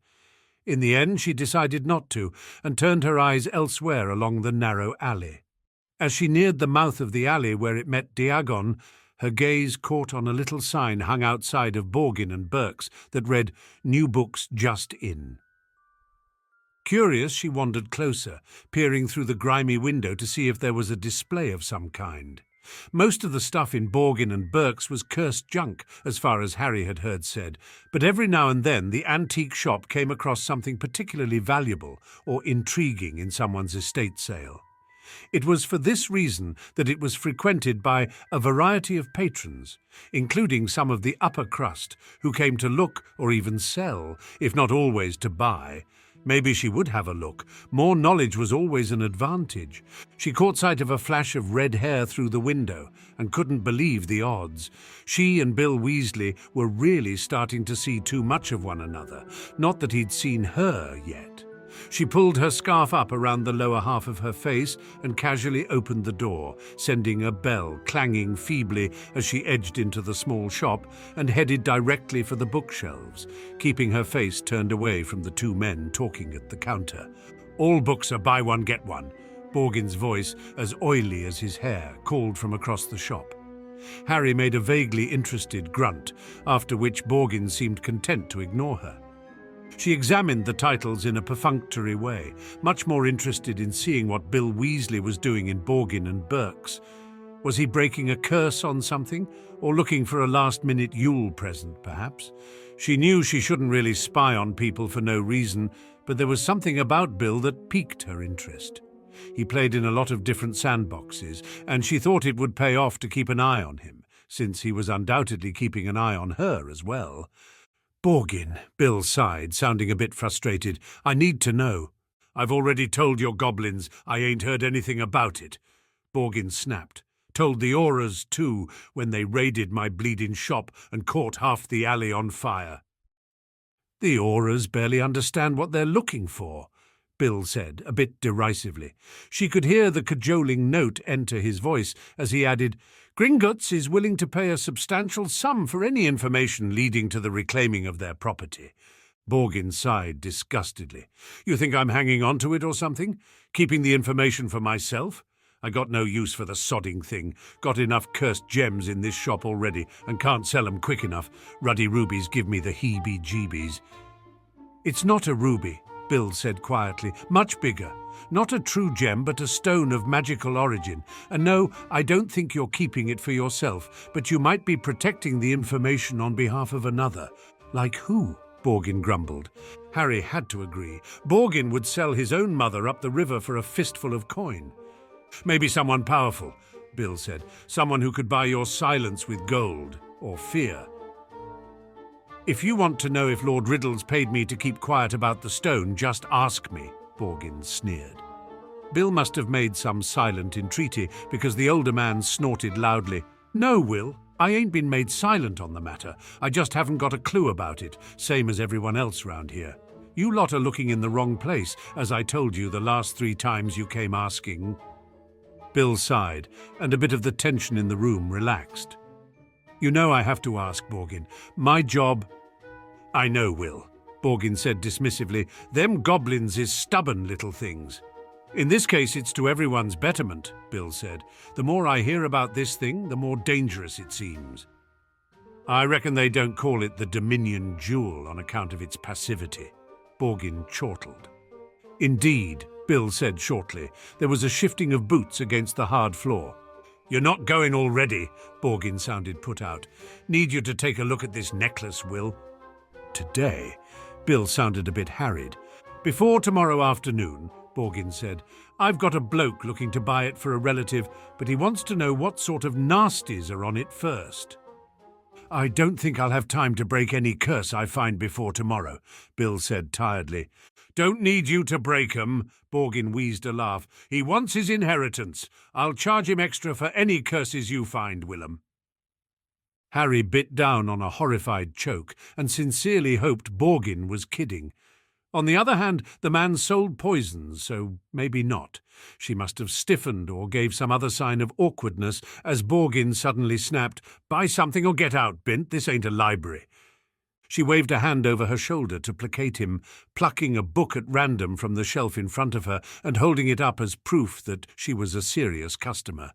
He grumbled a bit too quietly for her to hear, but subsided. She made a show of bending down to peruse the lower shelves, just in case, but it seemed his attention had left her. "Just a quick glance," Borgin encouraged. "Won't take but a mo." "I'll come by after work tonight," Bill said, "but it'll be double the usual price for the inconvenience." Borgin made a token complaint, but overall sounded rather satisfied with the compromise.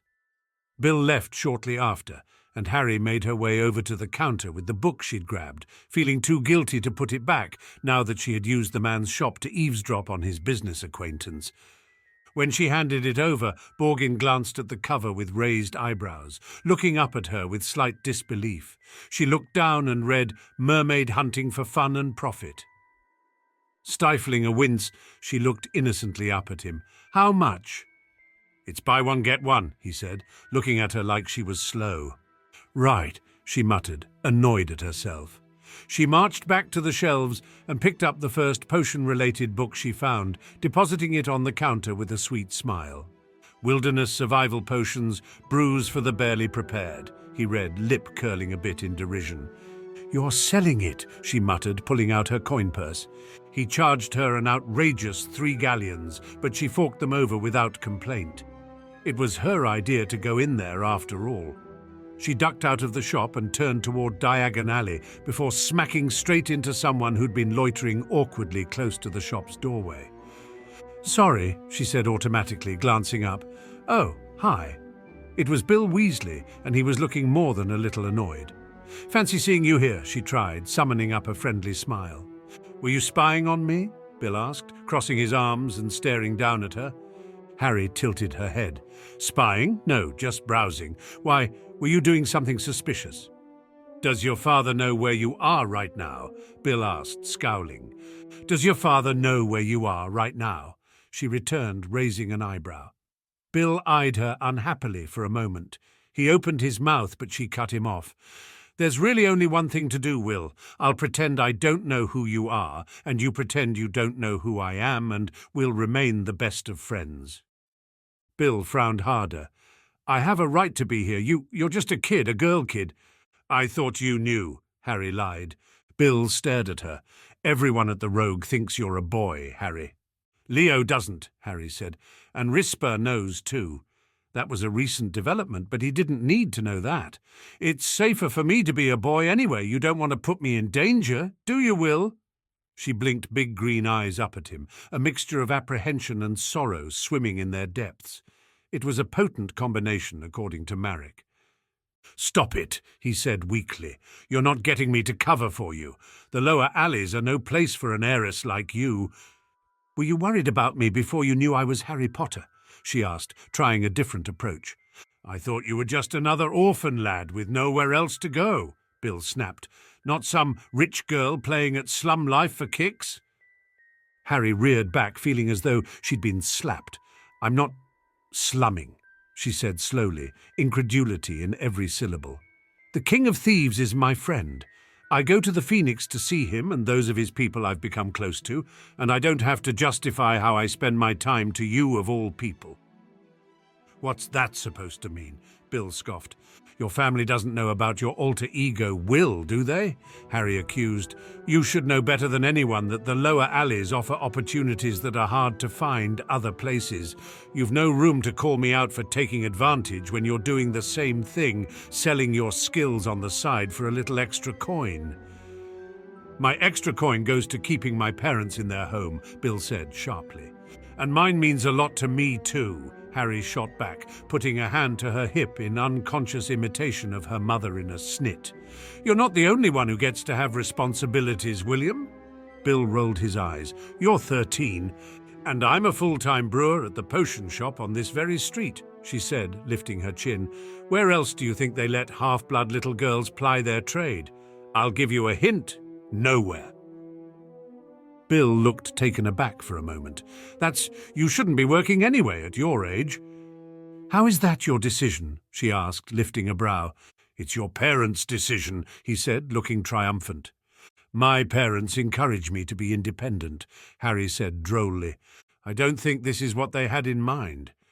Luckily, you don't have to think about it because you're not in charge of me.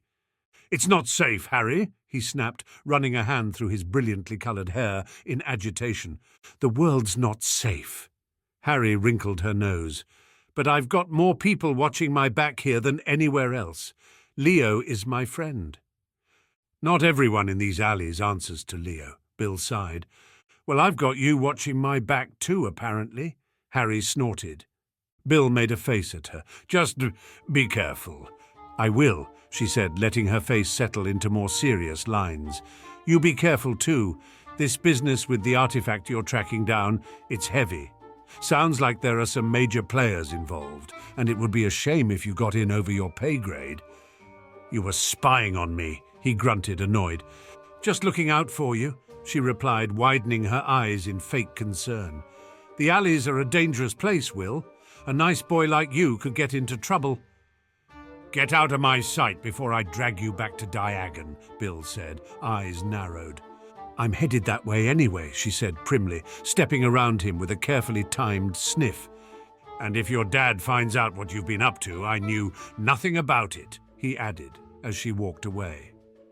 Harry shot a mock salute over her shoulder and ignored the groan of defeat that echoed up the alley after her. All in all, that had gone better than she might have anticipated. Checking her watch, she noted she'd be home just in time for lunch. Perhaps afterwards she could quiz Archie some more on the personalities and background information of people he might meet on New Year's Eve. They still had a lot of work to do before the gala, and then they could do a bit of research into the so-called Dominion Jewel. It had an ominous ring to it that made her want to know everything she could on the off chance she crossed paths with it again.